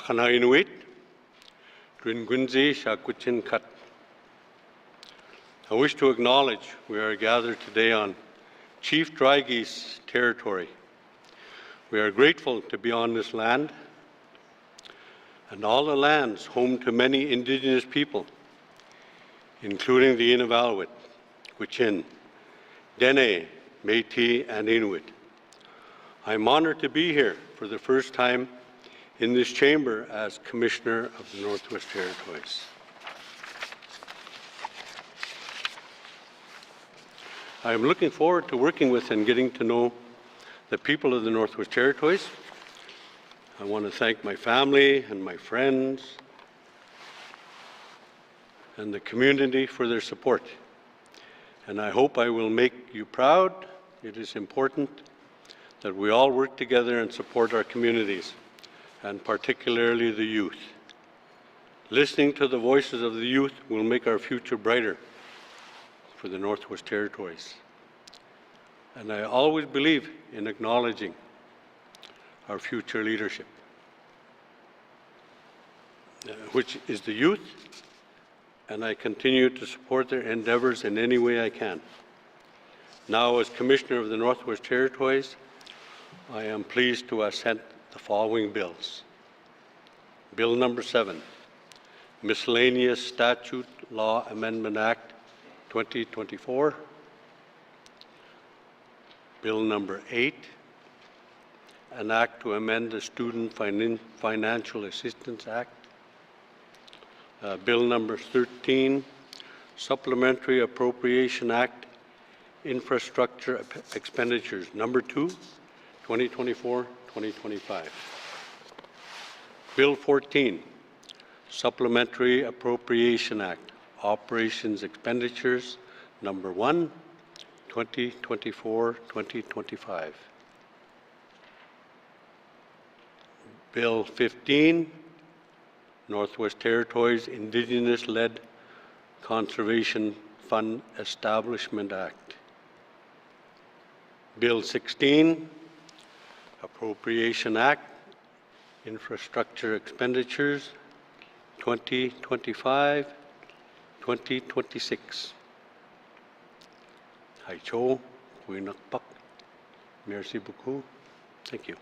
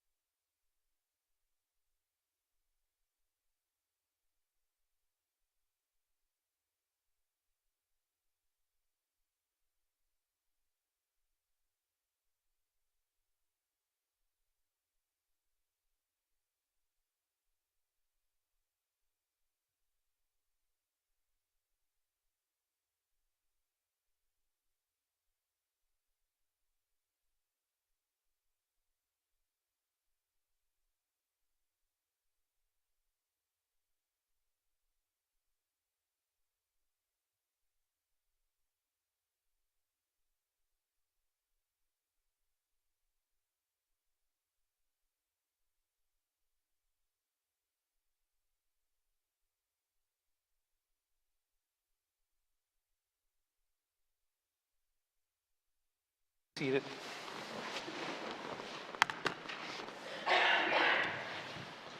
Colleagues, I'd like to thank the Commissioner, the Honourable Jerry Kassoon, for being here today to provide assent to our legislation. It was an honour to have him join us in Chambers today. Members, before I adjourn our sitting until the new year, I'd like to thank you for a productive sitting. It was short, but business-filled sitting. This House considered and passed the 2025-2026 Capital Estimates Committee has provided numerous reports on bills and other matters. They have reviewed, and we have appointed the Executive Director for the Human Rights Commission and a new Sergeant at Arms. I'm looking forward to working with our new Sergeant at Arms, but I want to take this moment to thank our outgoing Sergeant at Arms, Mr. Floyd Powder. Mr. Powder has been with the Legislative Assembly since October 2022 and has been instrumental in helping us conclude some very important projects and improvements, including the completion of the walking path to the Legislative Assembly building and the installation of the missing and murdered Indigenous Women and Girls Monument. Although he wasn't with the Assembly for a long time, his contributions have made a lasting impact, and I thank him for his commitment and dedication to this institution. I wish Mr. Powders all the best in his upcoming and well-deserved retirement. While most of us know Floyd for his work here, he's better known for his important work he does outside of this building in supporting and honoring our veterans, especially our Indigenous veterans. Mr. Powders has been deeply involved in the Last Post Fund Indigenous Veterans Initiative, which aims to provide grave markers to Indigenous veterans and unmarked graves. Thanks to this initiative, we now have more than 30 headstones in the Northwest Territories honoring these fallen heroes. Further, we are expecting up to 10 more next year. He's also the Northwest Territories Métis Nations representative to the Métis Nations Council's Veteran Council and works with Aboriginal veterans, Akotun, furthering Indigenous initiatives. Earlier this year, Mr. Powders received the Minister of Veterans Affairs commendation, and next week he will be traveling to Cyprus for Remembrance Day services to commendate Canadian contributions to United Nations peacekeeping forces in Cyprus and to honor those who lost their lives and made sacrifices during this mission. Floyd was one of those who served as a peacekeeper in 1985 and 1986 as a member of the Canadian Airborne Regiment. Please join me in thanking Mr. Powder for the service to this institution, to our country, and to our people.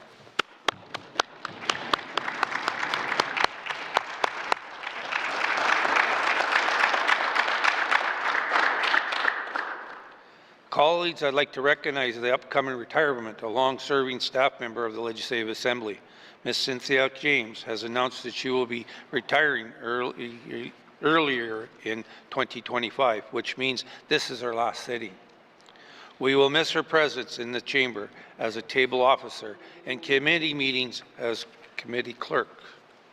To begin, I would like to thank and recognize Ms. James for her work in supporting the people and the communities who were impacted by floods, forest fires in recent years, especially Fort Simpson, Deitcho First Nations, Hay River, and Katadichi First Nation. Ms. James was one of the key organizers in fundraising activities to support these communities when they were faced with springtime flooding and forest fires. Ms. James has been a part of this Legislative Assembly team since 2011, when she started as the member secretary. Since then, she has served as the executive assistant to both the Office of the Speaker and the Office of the Clerk, and for the last 6 years served as committee clerk supporting various committees, including Standing Committee on Social Development, Standing Committee on Government Operations, Standing Committee of Public Accounts, and the Special Committee on Reconciliation and Indigenous Affairs.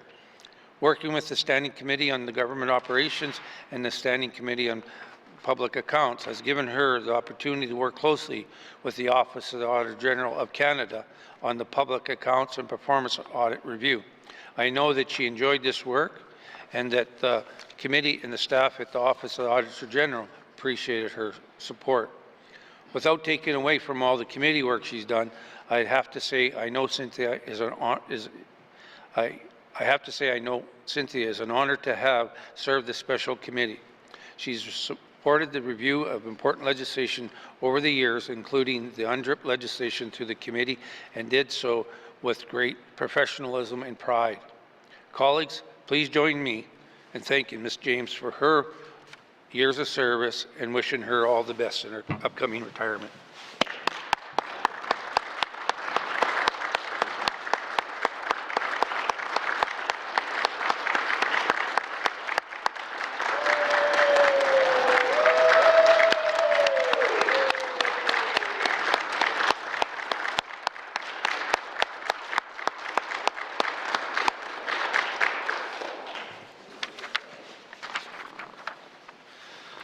Folks, we will not sit again into the chamber until after the holiday season. I would like to take this moment to wish each of you happy holidays and a happy new year.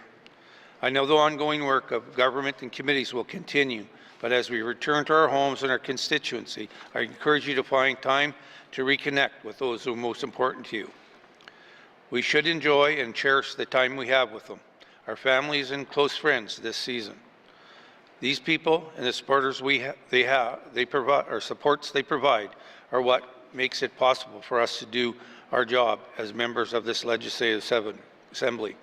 Please let them know how much you appreciate all they do for you. Colleagues, I know that this time of year can be difficult for some people, and I ask each of you and all residents of the Northwest Territories to be kind and supportive. We are the territory of people who value each other and support each other. It is what we do, and the holiday season is an especially important time for us to be there for each other. If you believe somebody is in need of support, reach out to them. If you are in need of support, reach out to somebody you trust. Colleagues, we are all in this together, and it's time we put our best foot forward to support our friends and families and communities. Finally, before we adjourn, I would like to take a moment to thank our interpreters and our pages.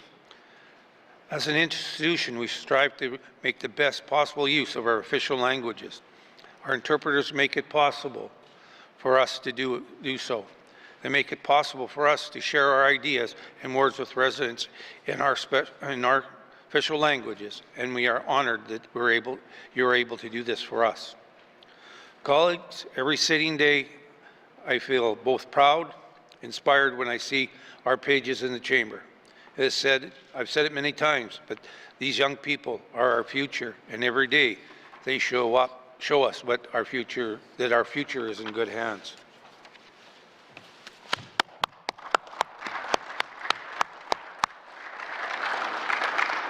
Colleagues, thank you for your time and attention. Finally, Madam Clerk, orders of the day. Thank you, Mr. Speaker. Orders of the day for Wednesday, February 5th, 2025. Prayer, minister statements, member statements, return to oral questions, recognition of visitors in the gallery, acknowledgements, oral questions, return to written questions, replies to the Commissioner's address, petitions, reports of committees on the review of bills, reports of standing and special committees, tabling of documents, notices of motion, motions, notices of motions for first reading of bills, second reading of bills, consideration in committee of the whole of bills and other matters, committee report 17-20 brackets 1, report of committee of the whole, third reading of bills, orders of the day. Thank you, Mr. Speaker.